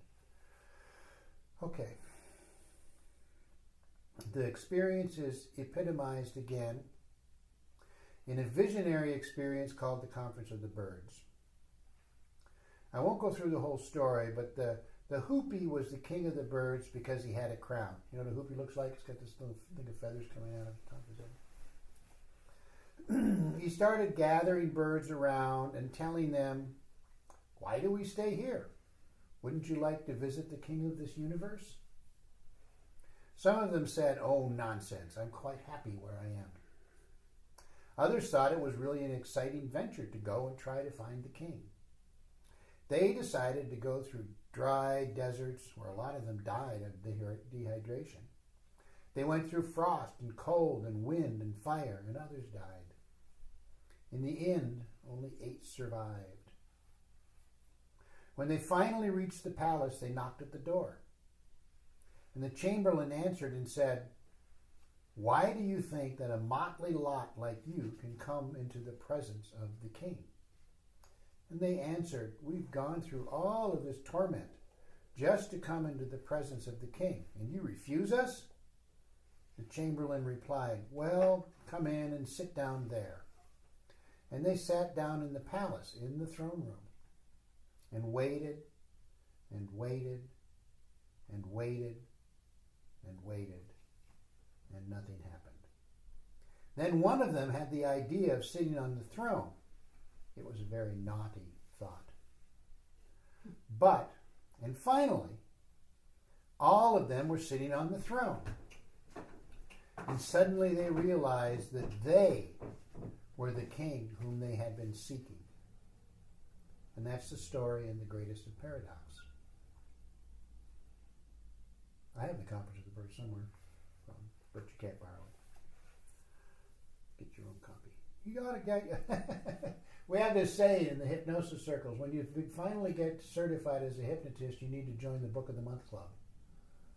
And people say, "How do I do that? How do I do that?" Because there's no more Book of the Month Club, or maybe there is. But the idea is that you buy a book about hypnosis every month. So in this case, buy a book about Sufism every month. You know, and that's the way you enhance your library, and and your access to all of this incredible wealth of information that we have available that basically helps to describe to you what's going on. Okay? You read these books. One of the things that happens when you read this material is a kind of annoyance. That's one of the things that happens. Have you ever had this experience? I'm sure you have. Where you get annoyed at what you're reading because it doesn't, like, how could I do that? I mean, that doesn't make any sense at all. That seems awfully far-fetched. That's totally unrealistic. Something like that. Right? Or, even worse, when you realize you can't do it. Whatever it is they're describing, But there will come a point in which you will remember that material and realize, oh, that's what he meant. And that's how it works. So in that regard, reading, material is helpful. Or just buy the volumes and read them and then try to find what you read. And you can get them for $2.99 on a Nook. Nice. There are so many things of Murshid that Murshid has said that I've never been able to find again. But you go to that website. Wahidini? Yeah, that's pretty cool, that website. That's a Just good put website. in the topic, you'll find it. It's never there. But the most important things that drew me to Murshid, I have never found again after I read them the first time. Sure, it's because you don't remember the quote exactly. Yeah, and it's just part of me or something. It's Yeah. like part of me, but not in. But it's in my words or something, huh? Yep, that's what happens. It's cool. Okay. Let's see. Now, this next bit is working on the Zikr of light. Can't get through pure light and not go to light. Yeah.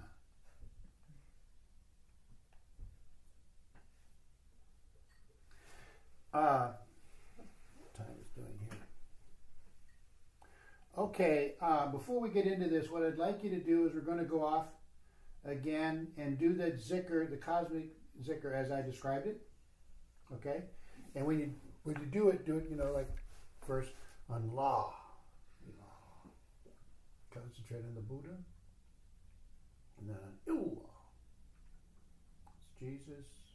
Allah is Murshid. And then Hu is the presence. And you can do it really slow. You can do it like this. La. Ilah. Illah.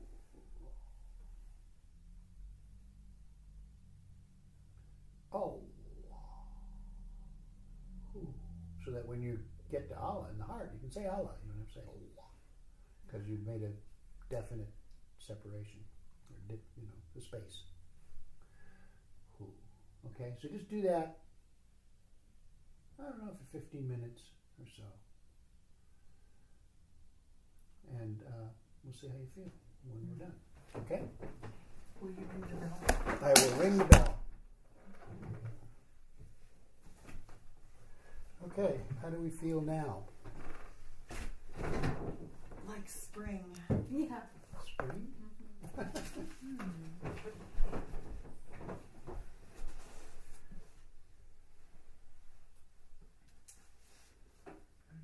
It's hard to intellectualize, isn't it?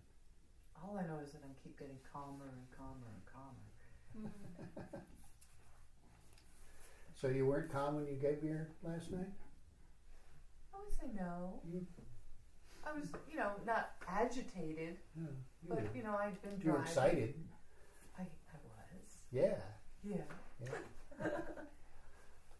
It's like the difference between what we think of as normal breath and when we breathe for a while and get to what Murshid calls natural breath. Mm-hmm.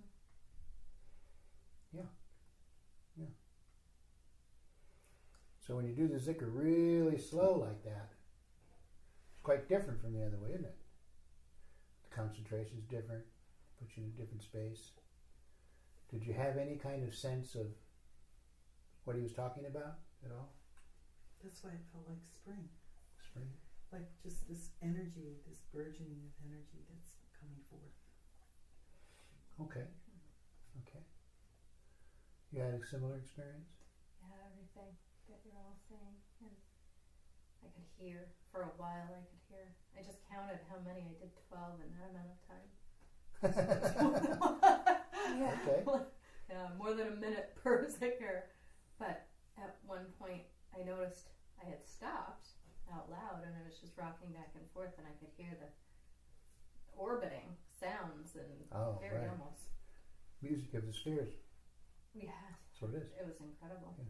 I was just rocking with it. Yeah. Yeah, very like space agey kind of. Yeah, but it's not space agey at all. It's been around forever. Yeah. Well, space agey, I guess. Yeah. I don't know. In the actual Just sense. now we have attained the ability to more or less duplicate it, although,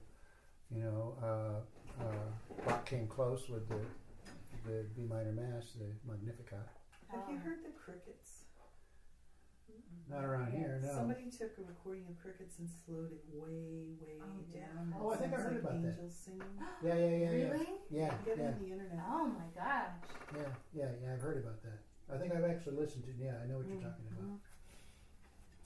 I had a thought that to truly experience ishq, or maybe to increase the ability to experience ishq, requires zikr. Why would you think that? Because it's so astounding to love more and more and more. They're like I don't know how to do it or something. I don't know if the zikr adds to the capacity. Oh, that's Do you what think the that you modern could do way the would same say. thing with Om Mani Padme Hum? Om Mani Padme Hum.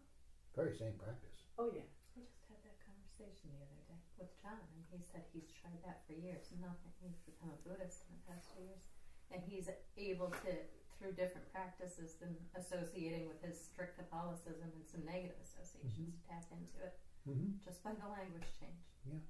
Yeah. Kyrie eleison, Yeah. Christe eleison, Yeah. Greek Orthodox. So, yeah, there's many paths, but zikr is the one we use.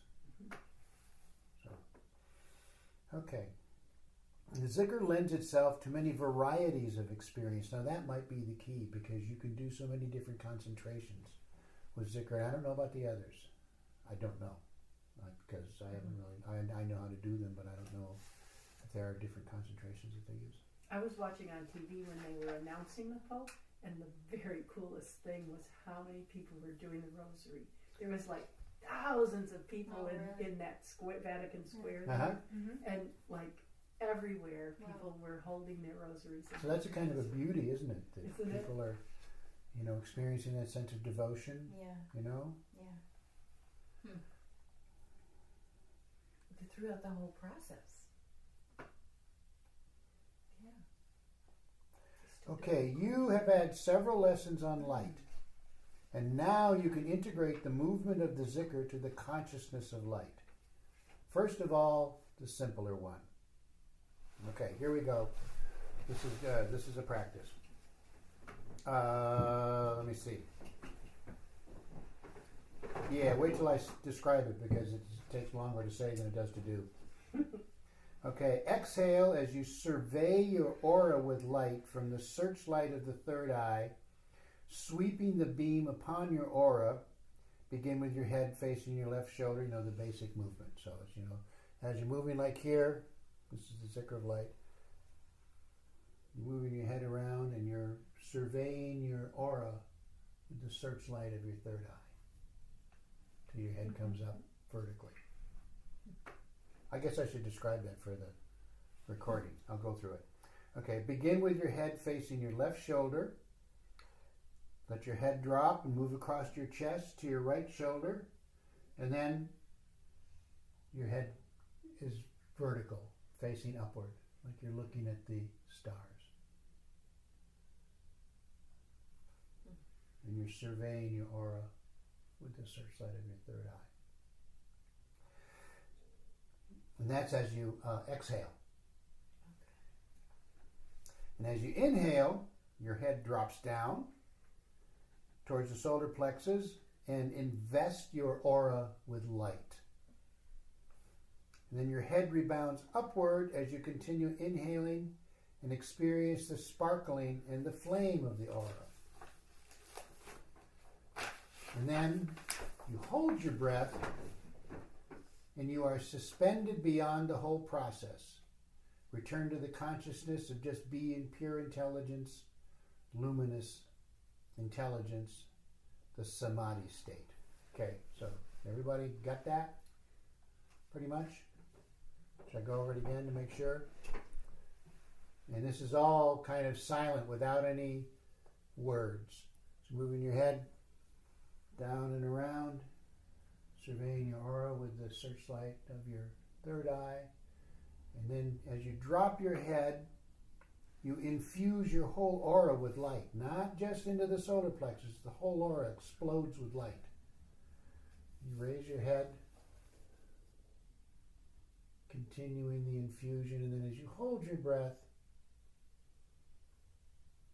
imagine being suspended beyond time and space.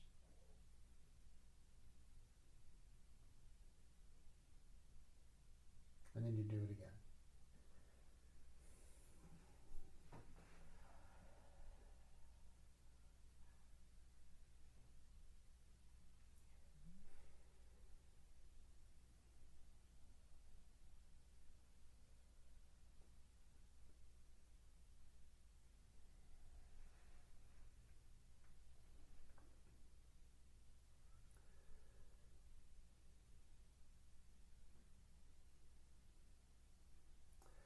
So once more you go into the circle, surveying the aura with the searchlight of the third eye as you exhale.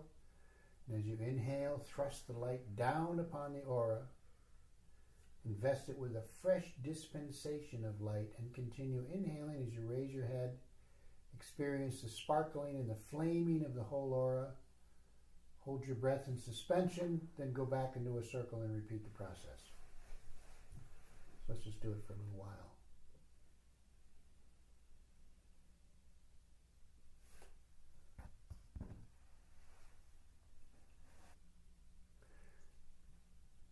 So as I think you can see, this is yet another emotion, isn't it? Different from the first two we've done. In some subtle way. This is the classical ways. This is the classic zikr of light, I think, created by Shabani Sohrawardi. I could be wrong about that. It's a little bit difficult to understand how one invests the aura with energy as one inhales, but you get used to it and you will find that it is a very dynamic way of breathing. Your head comes down when you inhale because at that moment you have already triggered off the sparkling and the flaming up of the aura. Okay? How does that feel? You never quite know what to say when I say that, do you? You know what? I got to tell you that I'm glad I'm on this side and not on that side. I get to ask the questions. How does it feel to you? How does it feel to me? There's a smarty in every client. I'm surprised that the room isn't brighter. Yeah. I always feel, frankly, I always feel very concentrated when I do that practice. Extremely concentrated, you know. Like orange juice. No, not like orange juice. Oh gosh, that brings Like up. the light bulb, as opposed to the light it sheds in the room. No, I just feel concentrated. I'm not comparing it to anything. That's what I feel. I think I feel like what you're saying, like the light bulb as opposed to the light. The way I feel about it is what I'm doing, I'm not activating anything, I'm acknowledging. I feel very placid Yeah. in it. Okay. And I like the breathing because I like that, Yeah. that sense of really powerful control, I suppose. Yeah, on that last part where you're holding breath, I was able to just now push past that idea that I'm going to run out of oxygen and fight that physical battle. I was just like, let it go. You're going to breathe. No big deal. You'll breathe again. Yeah. Be in that space. Oh, that's good. That's good. Be very Good for you. mindful. You just pushed past Yeah. a something that's actually quite important. Okay. And that is when we're doing breathing practices, one of the things that happens is your brain, your back brain, which controls the process, is going, why are you doing this? I'm in control. I don't need you. And it has to get past the idea that okay. I mean, I was on a long retreat once, and this is after doing 20 years of doing practices, and I suddenly found myself short of breath. And I thought, oh, it's still there. Yeah. My back brain, my reptile brain, getting upset that I'm trying to control things.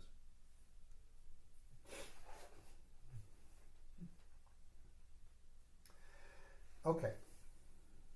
Now here's another zikr of light.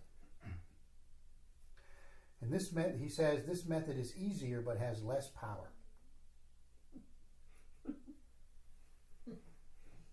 So we're not going to do that. We only want the powerful stuff.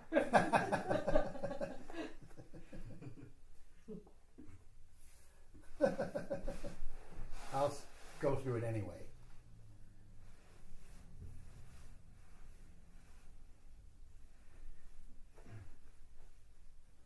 If you're interested in buying a tape on Zikr, also called Omega Press has one called The Beauty of the Zikr.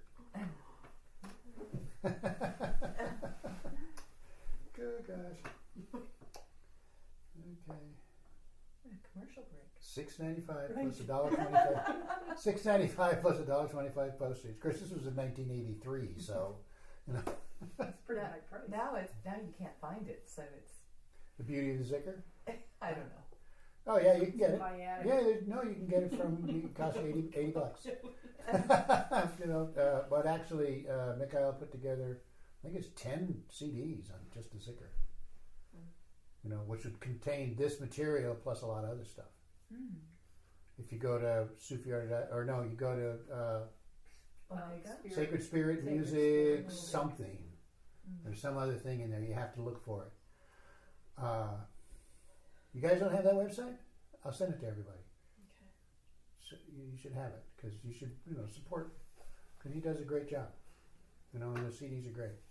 That's the CD I use on retreat. I gave you, and you when you were on here, you too, on retreat. That's $80 for 10, which is reasonable.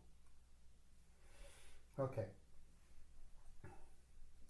Now this is a practice where you're just following the breath. You're not moving your head. Okay. So inhale as you survey your aura. And then exhale as you illuminate your aura from above. Inhale to experience the flaming up of the aura. And then hold your breath. And see how that works. I'll say it again. Inhale as you survey your aura. Exhale as you illuminate your aura from above. Inhale as you experience the flaming up of the aura. And then hold your breath. What length of time should we hold breath? Huh? Well, a comfortable amount. And then you exhale without any particular thought, because as you start again, you inhale. Oh no, he says you're doing the circle. Oh, okay.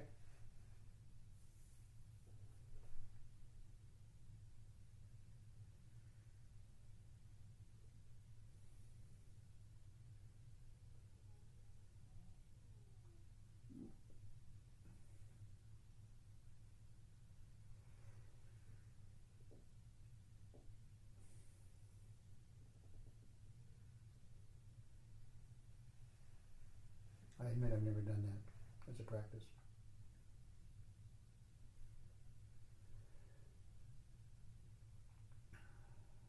And he said it's less powerful because it's drawn out and you have two breaths instead of one. Mm-hmm. Okay, but I don't think anyone has trouble with it. I suppose it might be trouble, a good practice for someone that has, might have breath issues, kind of thing. You always have to adapt for people. Okay. Okay.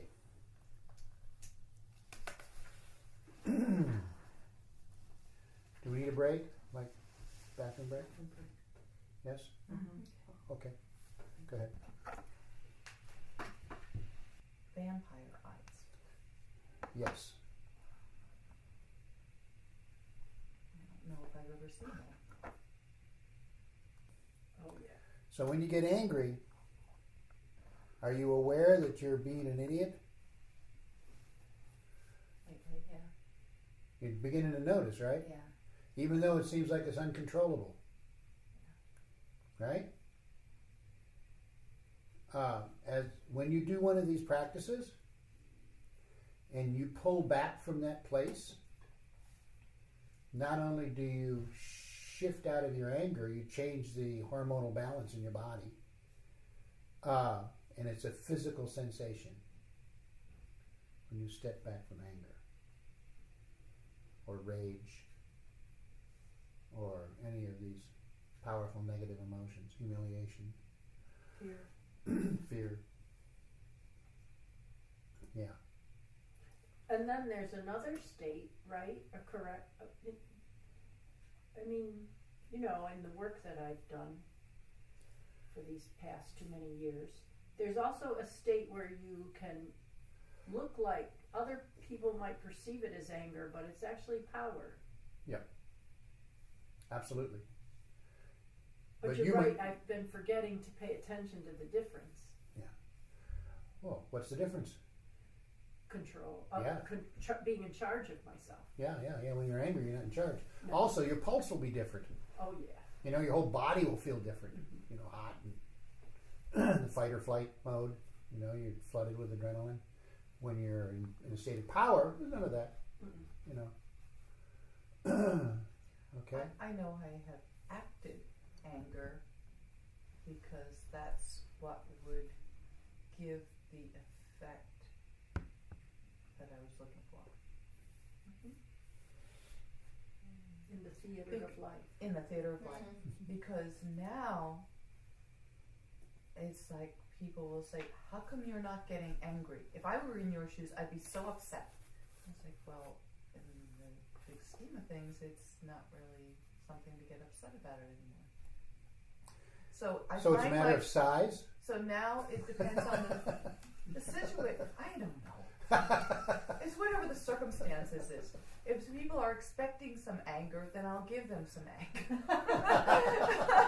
Go through the motions. Yeah. It's really strange because I used to get really upset about a lot of things. Yeah. Me too. So now you're not. So now, yeah. It's called spiritual maturity. That's what I call it anyway. But there are times when you do have to act the anger in order to get results, Yes. especially if you're dealing with a company or an agency or whatever. Totally pointless to be angry. But you have to give them the sense that you're not happy. Yeah, and be insistent. Yes. Yeah, Yes, and I definitely. mean, it's like going to the, I always think about it as like when you go to the DMV, or they don't call it DMV here in Pennsylvania, they call it PennDOT, right? And you're confronted with one of those bureaucrats, and you've got something wrong, right? You have a dot out of place, and the T hasn't been crossed, and your impulse is to reach over, and grab them by the throat and bang their head on their computer a couple of times and say, "Now, how can we fix this?" Right? But so what you do is you go past all of the banging and just very politely ask, "How can I fix it?" And that works. Mm. If you do the banging, it doesn't work. So okay. The second zikr, which is the bowing zikr, Illallahu. And he says, I wish to repeat that what we seek to experience in the zikr is the presence of God. This is different from the qualities of God we discover when we repeat the wazifas. In the practice of zikr, there are no qualities such as compassion, beauty, or power. The zikr is not the experience of manifestation, but of presence. Okay? Now, we will go into the second form of zikr, which is just Illallahu. Go into a quiet place, preferably alone. Leave the world behind and turn within. Surround yourself with a zone of silence. Place a sentinel, not only at the doors, not only of perception, but also of conception. Now, in Pirvalai, the first time I heard him say that, I thought, what? What in the world could that possibly mean? Place a sentinel at the doors of perception. And I puzzled that for years. I just didn't understand it. And then I finally got it. You're basically ignoring the environment. Okay? And it's a state of concentration. It's the same state of concentration that you have when you're reading a book and someone walks into the room and says, hey, you didn't clean the dishes, and you have no idea what they just said. You completely ignore them, okay?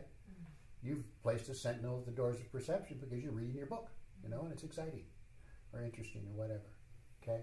So it's like that, except it seems kind of odd to do because you're not doing anything external. You're not watching television. You're not reading a book. You're in a state of contemplation. Okay? All right? Does that help? Is it also a sentinel at the door of your own interruption? That's Yes. consumption. That's exactly. Perception and conception. Yeah. And Thank you. It's what we've been to with the zebra and the reptilian brain. It's all, it's like yeah, put a guard there. yeah, because Let the somebody else reptilian, deal with it. the example of the reptilian brain doing its thing is, say you're walking through the forest at twilight and you see this curvy thing on the path. The reptilian brain thinks instantly snake and jumps away. And then after having overcome this moment of terror, you look at it and realize it's a stick. The neocortex kicks in and says, wait a minute, slow down. But the reptilian brain, right? So what we're doing in part is getting controls of that aspect of consciousness. Okay? Not a lot, because it's pretty basic, but some anyway. I've been on retreat at Light on the Hill and had it, and and suddenly realized that I would never wander in the woods in the way that, just suddenly realized that in my normal life I would not feel safe. I have to collect myself again, and I know what you know, like you're magically somehow in a yeah, different place where and I nothing have to can touch you. re-choose the magic. Yeah. Yeah. Guess I should do that all Re-choose the magic. That's good. No, because you live in the world. Yeah, you're right. The amygdala saves your life. Yeah.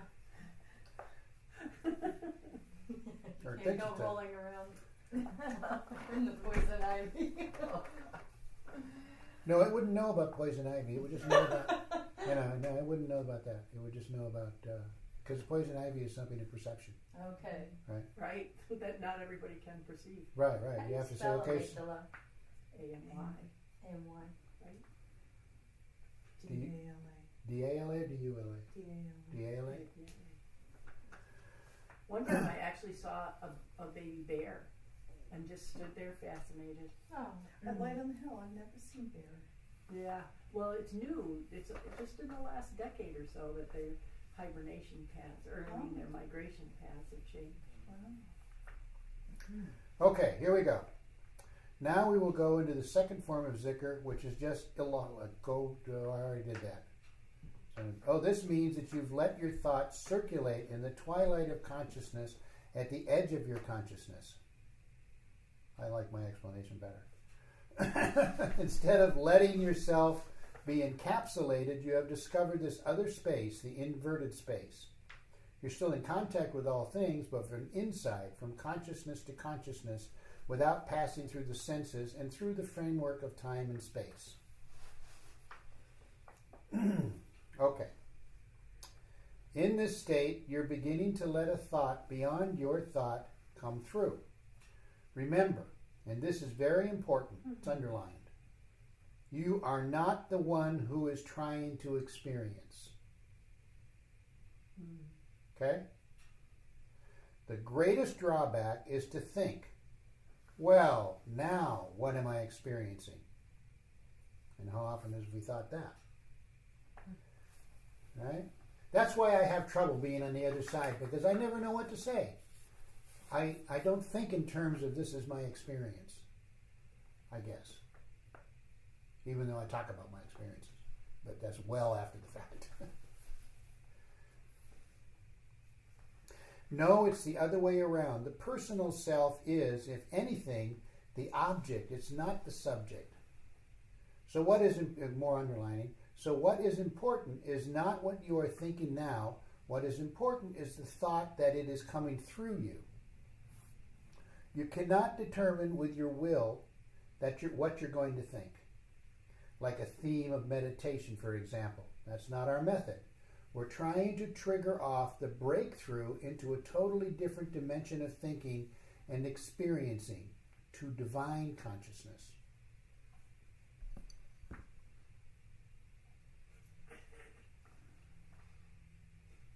What are you laughing at? I just realized that, like, I came here with a mission, and I have not given it up. I want some answers. Well, good luck with that.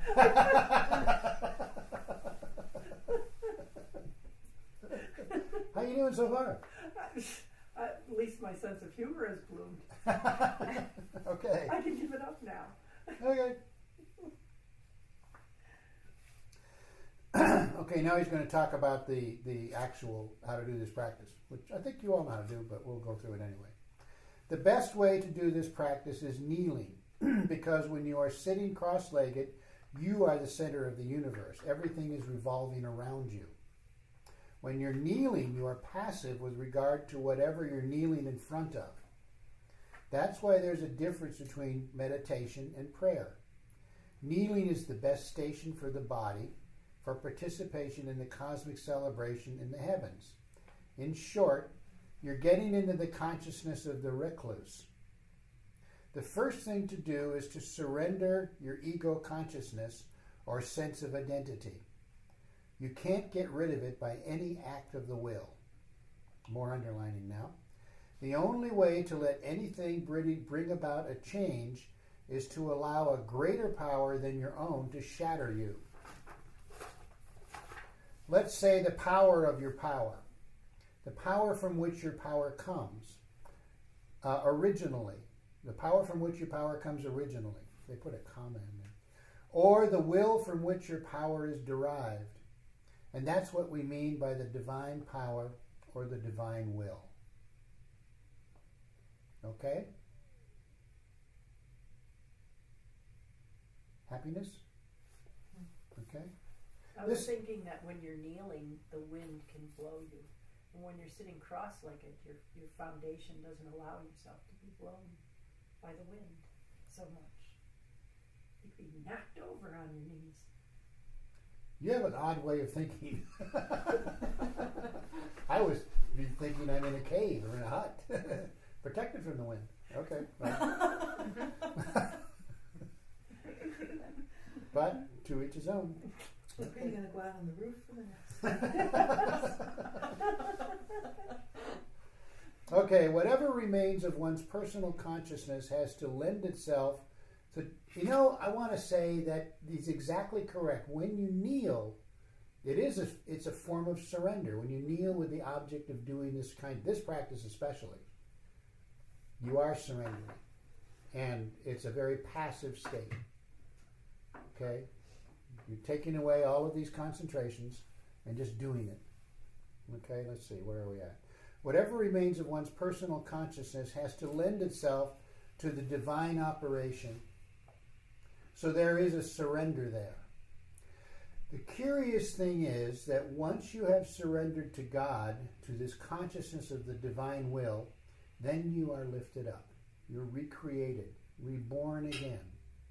That's where both stages of the alchemical process come together almost simultaneously. On one hand, there's a dissolution of the ego, and simultaneously you are reinstated again, totally renewed. Al-Halaj says, my nasutiyat, my personal traits, and from the nafs, my nasutiyat, or my personal traits, my idiosyncrasies, are fana, have been annihilated. And as a consequence, thy lahutiyat, divine nature, is placed in the place of what was my personal nature. So these are two aspects of the zikr. There's the annihilation, what we call surrender, and then the reinstatement. The reinstatement is in the nature of personality as it manifests the divine qualities. That happens as one says, illallah. When one says who, there is no question of qualities anymore, such as my personality or whatever. There is only the divine presence.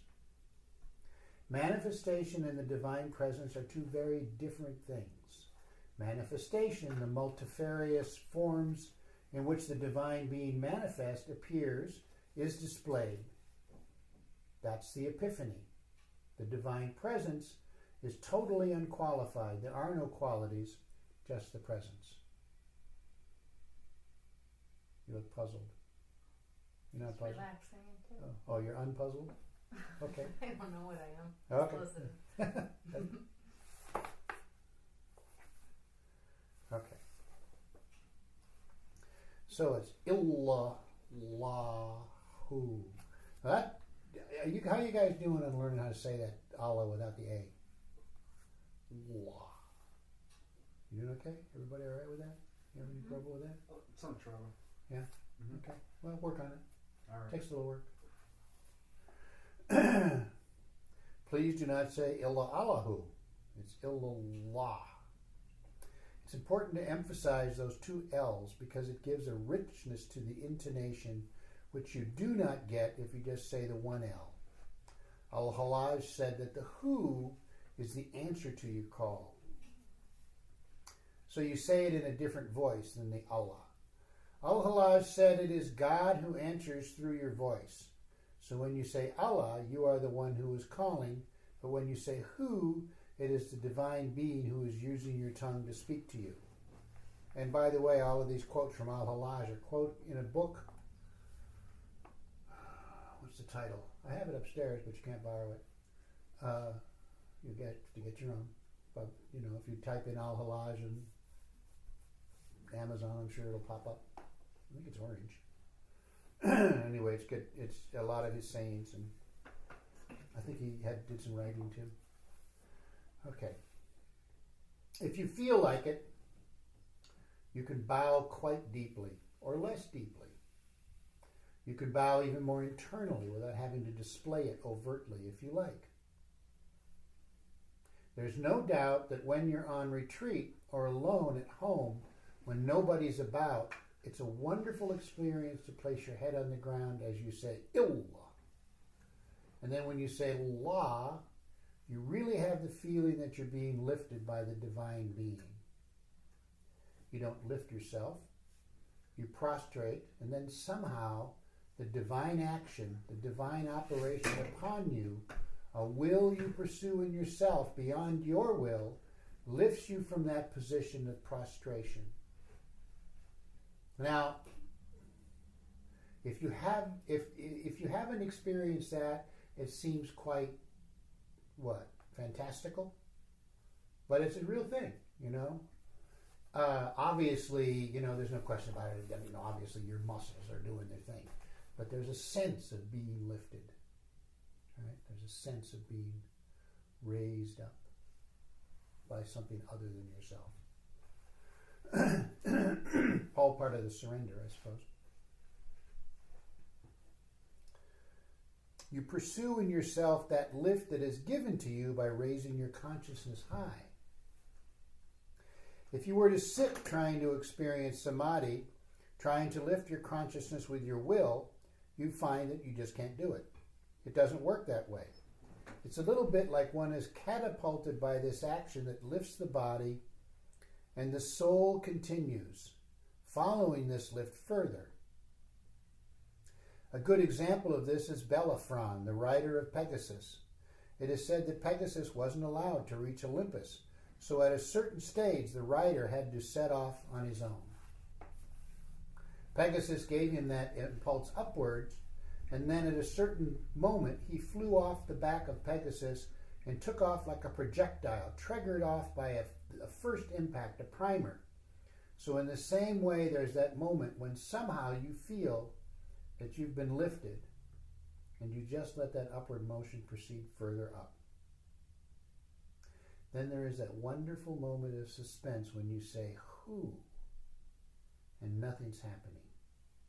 There's no upward motion or downward motion. It's just a moment of suspense.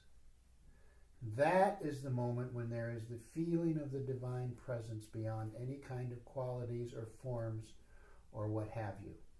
This is a totally different way of experiencing, because in experiencing, you've always experiencing something tangible.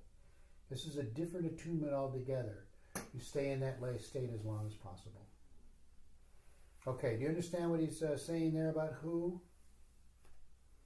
You understand. I know you do. Everybody gets it? You get it?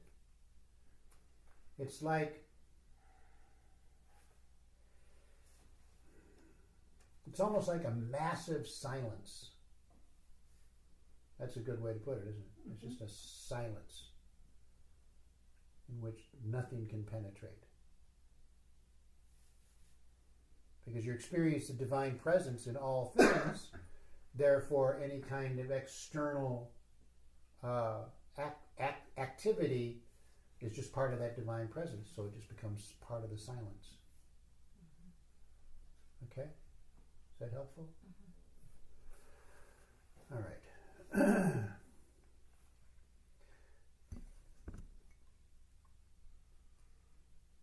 When in the other Zikr you said the who leads you to the next step in a way, but in this one it's like the ultimate experience of relief. It's beyond.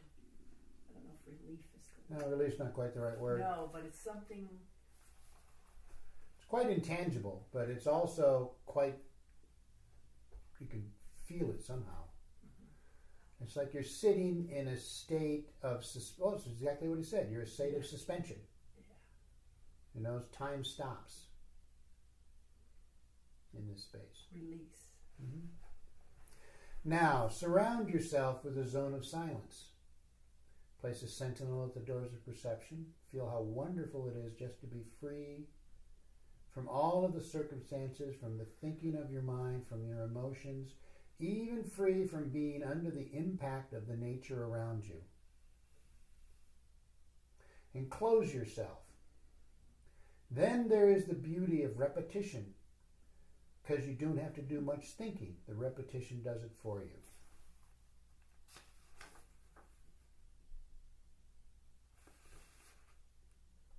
Okay, I think that what we want to do is once again break out and do this practice. Now, just for your benefit, if you haven't done it,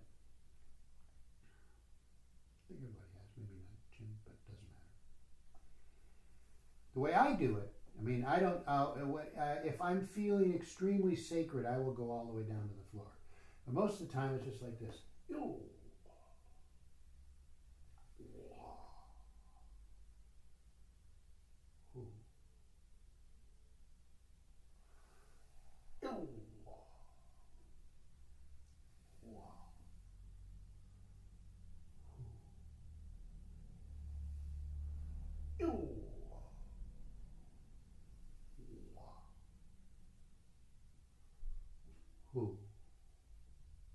Like that. And if you're so moved, go all the way down to the floor. Put your forehead on the floor. Okay? However it is that you're feeling it. So let's do a breakout for 20 minutes or so. Everybody's back. Okay, it becomes more and more wonderful when one keeps on doing this for hours and hours. It has a magical effect upon you. Totally transforms your whole attunement. Look around in the room. However, there are a few things we have to avoid. One is that we try not to bring in emotion of a personal nature. It's fine, but nevertheless, it takes away the very sacred nature of the experience, and consequently, it becomes a less great experience. The most usual emotion that one brings in during the surrender, when the head comes down, is a sense of inadequacy, of being very fragile. Perhaps there's a sense of guilt, of one's weakness, maybe even anxiety. It's a feeling of handing oneself into the hands of God because there's a kind of fear in one. When one's heads come up, there's a tendency to exult in great joy, in a feeling of relief, of being free from all those things that are hanging heavily upon one, weighing one down. In the last movement, when one says who, there's a tendency to experience peace. Anybody feel that sequence of emotions? Or something different? Is the paper saying that that's to be avoided? No, he's just saying that that's what can happen. I had an experience of the immense busyness of life around me. Not life around me, but life around me. Well, which is it? Life around you or life around you? Right.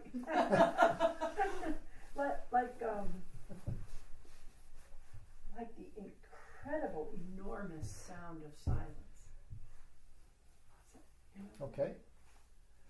So it was a sense of sacredness. Yeah, I guess so. Yeah. It was so busy. And then you were sitting in this zone of silence. How about that? I could do it more. Be okay, would it? Okay. Yeah, because I was safe. There was a moment where I came out of, like I thought, oh, do it again and go back there. Because all of a sudden my head said, hey, there's a lot going on and you're feeling safe. Remember what I said at the beginning, that our basic emotion is one of disappointment? Right next to it is a sense of danger. Mm-hmm.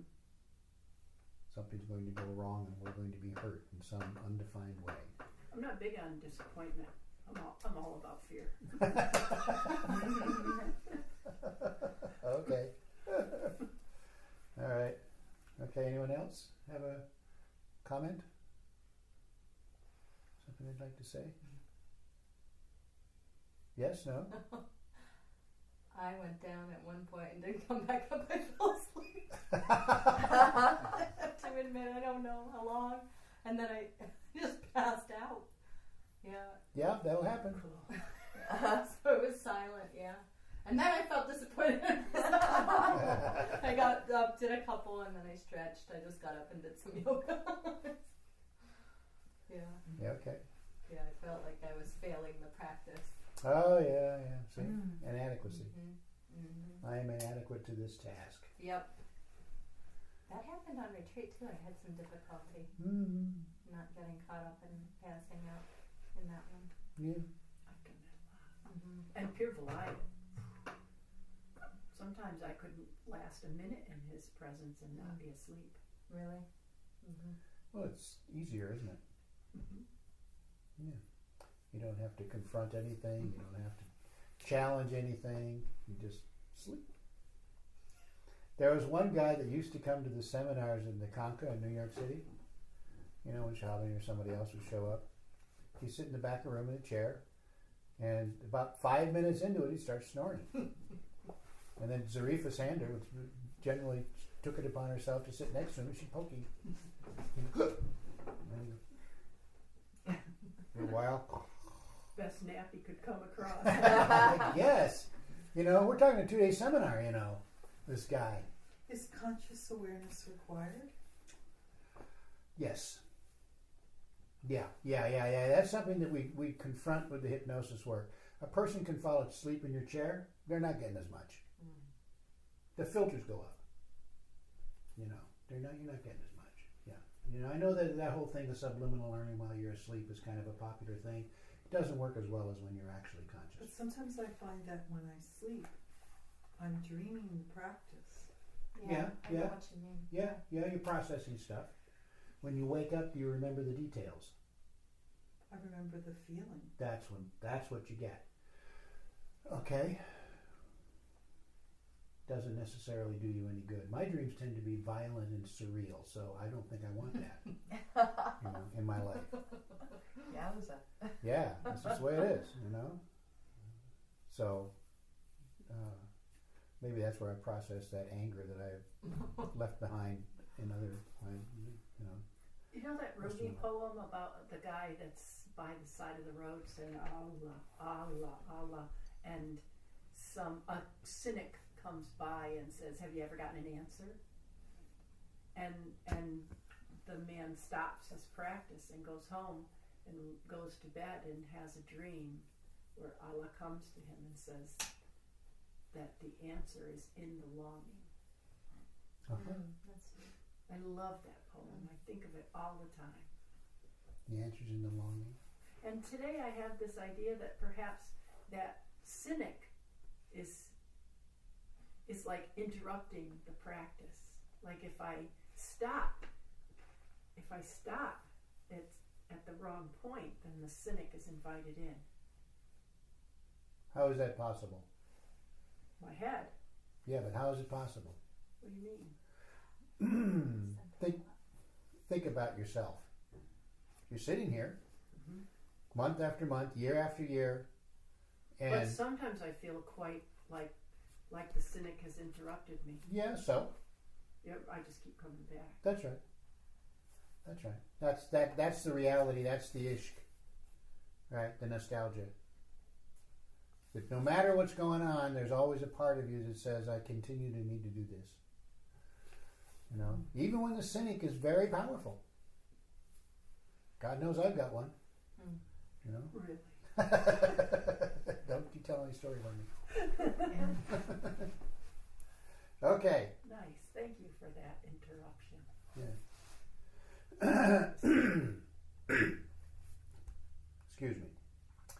Now, did anybody experience that sense of peace while saying who? Did you feel that? Yes. Yeah, okay. That's a genuine thing.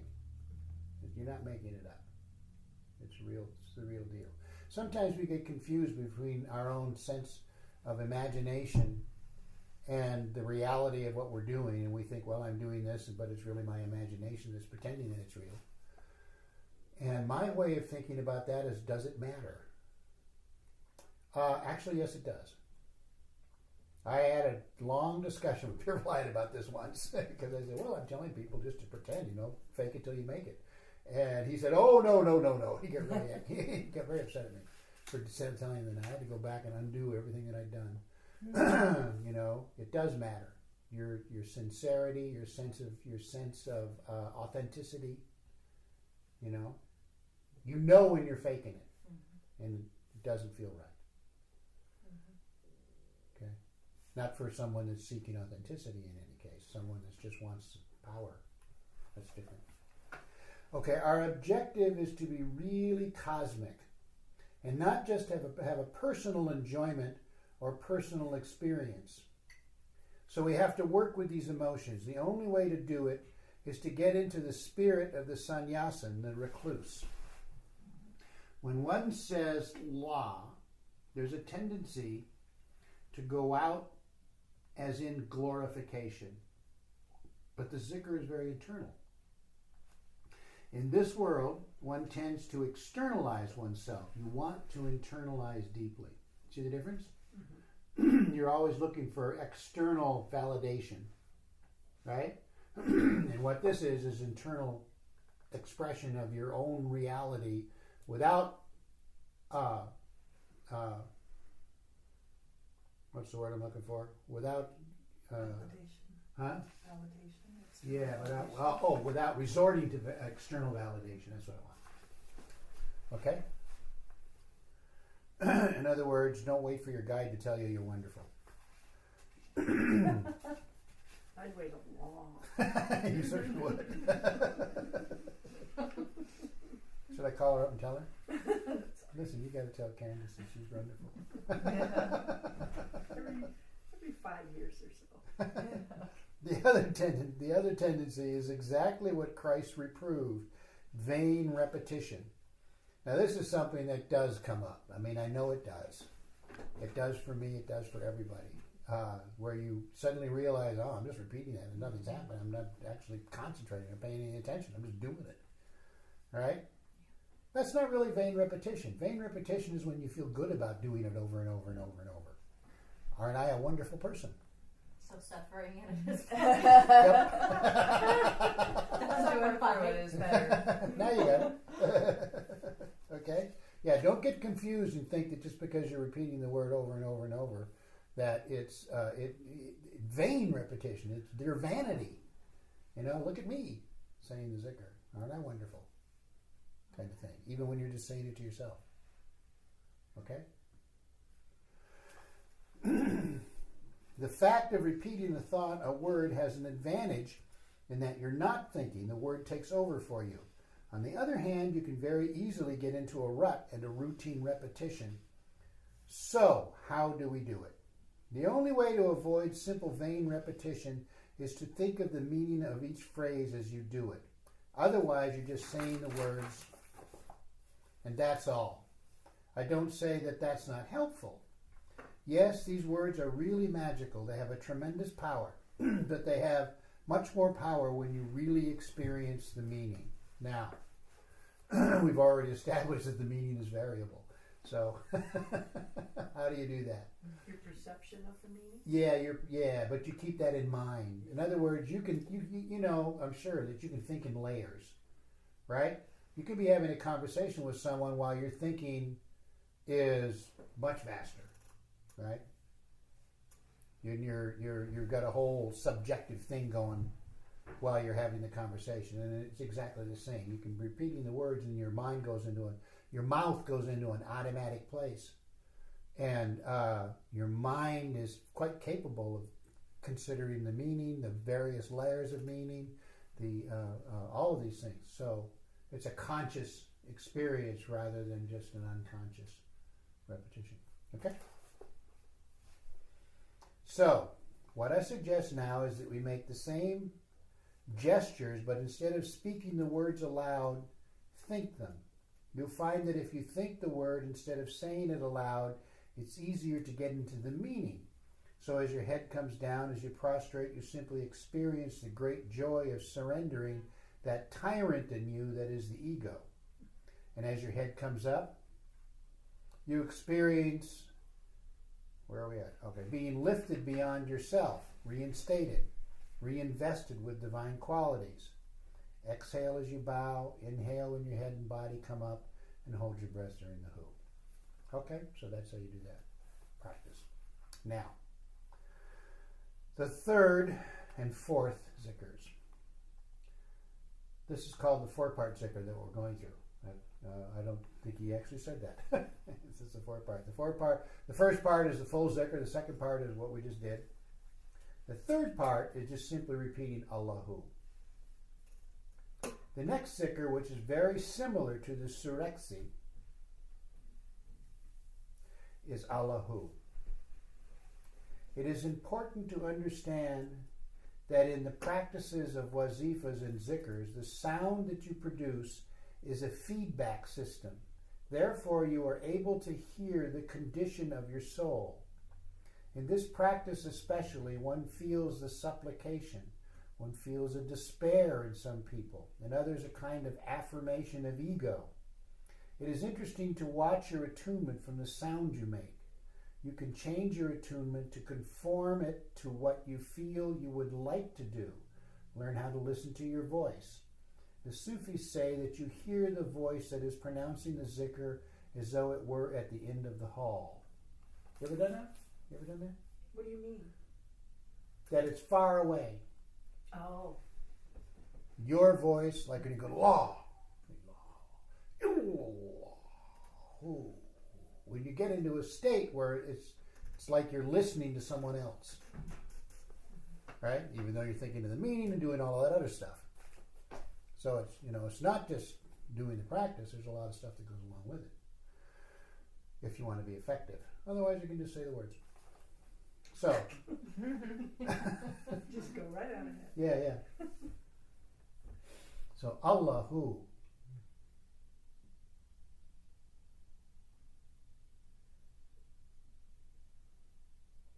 In this case, just exhale Allah, and I often do it the other way around. So inhale Allah. But in this case, let's try it. Exhaling Allah and inhaling Hu.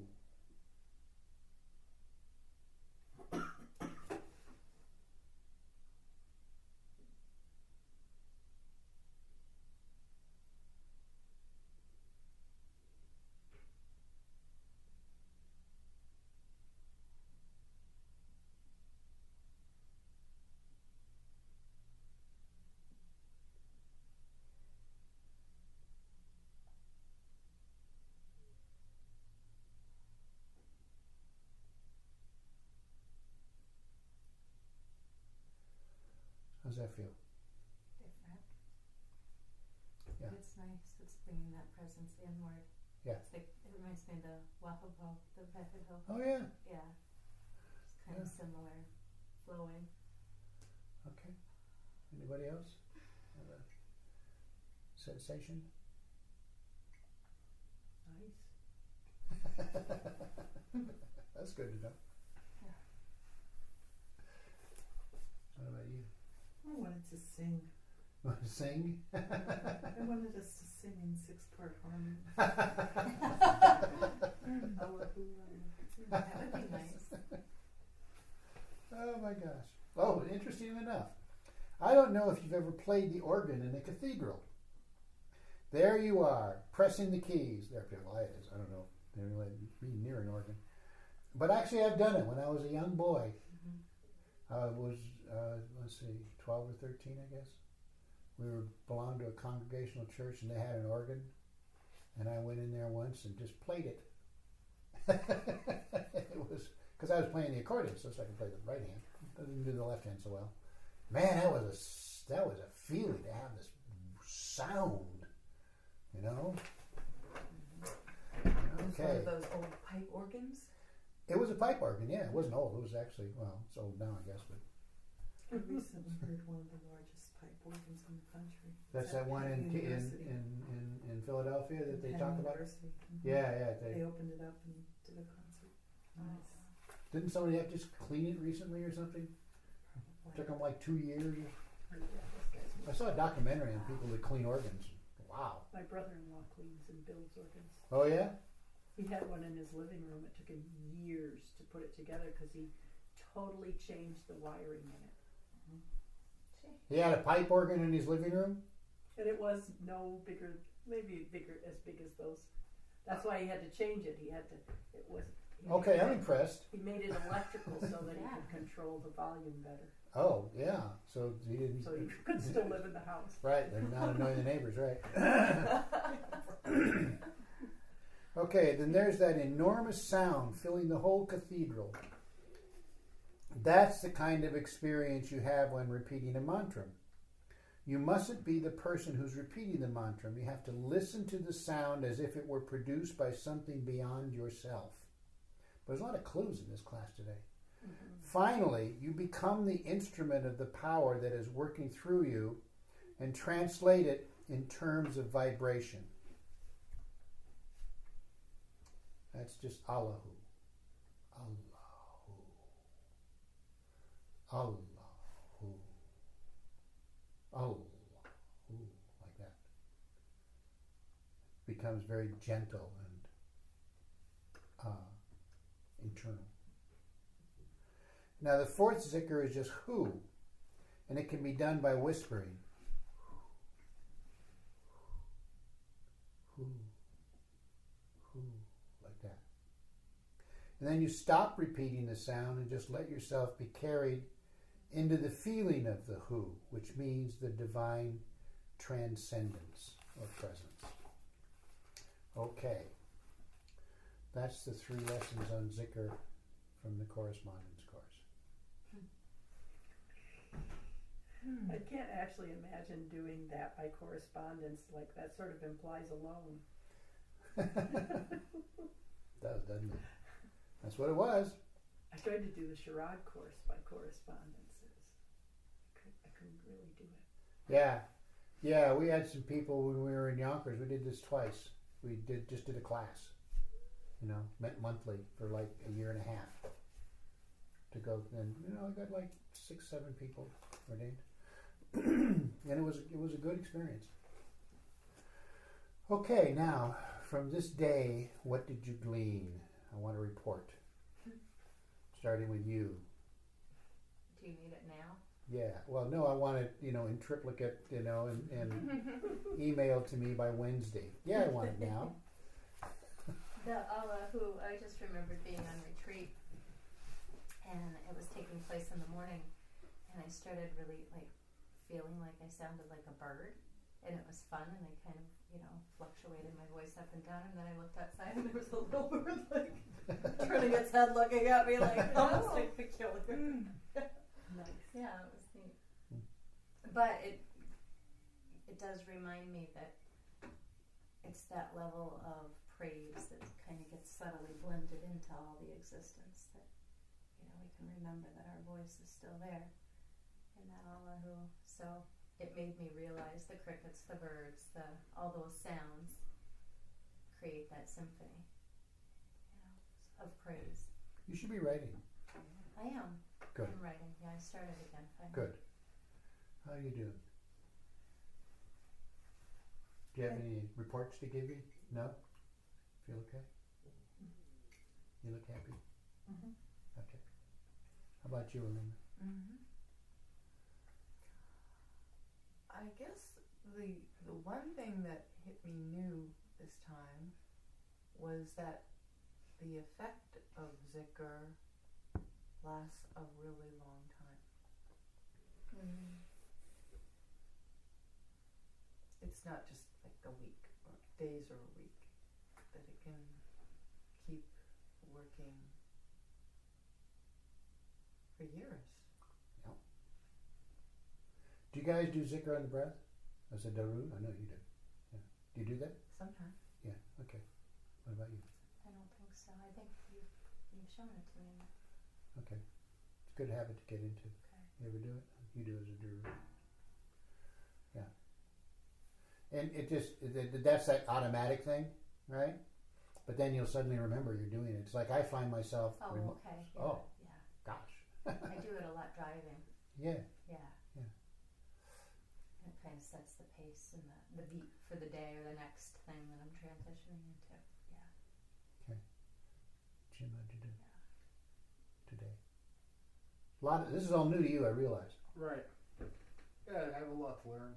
Uh-huh. And when we went in there for the second time, I read about this phenomenon called Vujade, where you're may have been in a situation or a room 100 times, but you see something differently for the first time. Oh. And I experienced that. Okay. That made your It's opening like up? a reverse deja vu. Is that what it is? What's deja vu? Is that where you Remember? sense you've been there before? Been there but you before. Yeah, it Uh-huh. sounds Yeah, I don't know if it's reversed, Oh. but it's like seeing, like I saw that maybe that candle 100 times, Yeah. but the 101st time I see it differently, Okay. and I noticed that when I was in that room. Okay. Okay. That's like my granddaughter the other day saying, you know, I lived with this art for years, because she lived with us for, you know, from the time she was 1. She says, now I'm just seeing it. And we had this wonderful conversation about all our art that she just, part of her life, and then all of a sudden she's same kind of thing. She's 10. And Madame Noor Kalbia, did you learn anything today? I liked what you said. I think that, I forget sometimes that, like the resonance of Zikr, once you've done Zikr, it's either the first time or the 100th time or it doesn't matter. It's the resonance is there. It never leaves. I don't think Yeah. maybe. Okay. Yeah, I remember the first time I experienced Zikr coming to this group and I remembered Zikr. Yeah, that was powerful. All right. I think we had a full day. Yeah. Passing out during Zikr. Did everybody leave their contribution? Yeah. Okay. Let's, I think you're still recording. ma'am? Recording is still going. Yes, the recording is still going.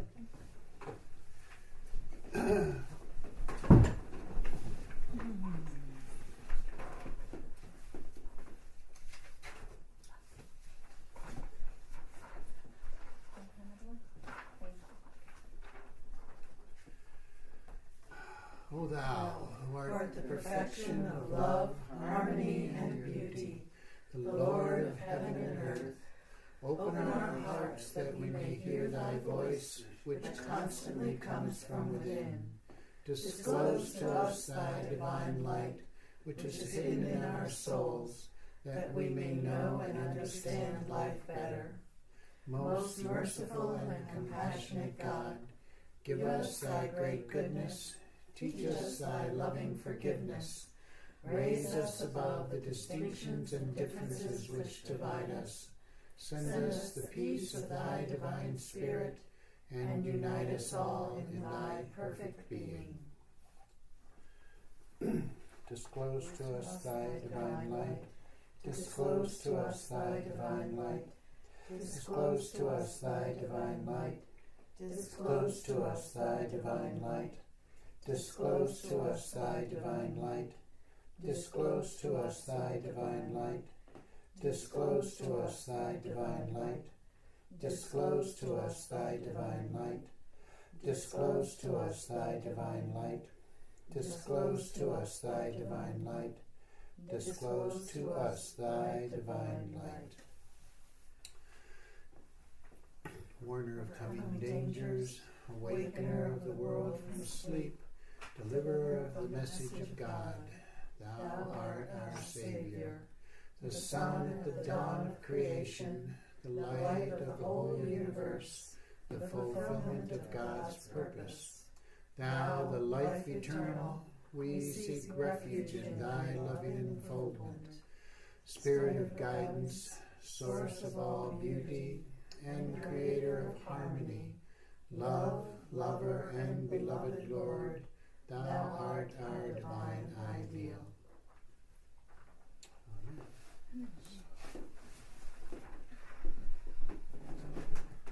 May all beings be well.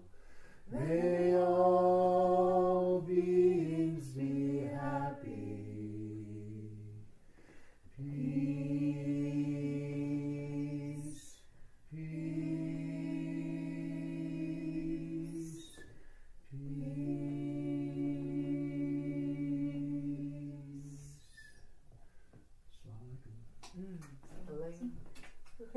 Like a muscle love. I never quite know what you know, right? I always get caught up in the kissing hands. Yes.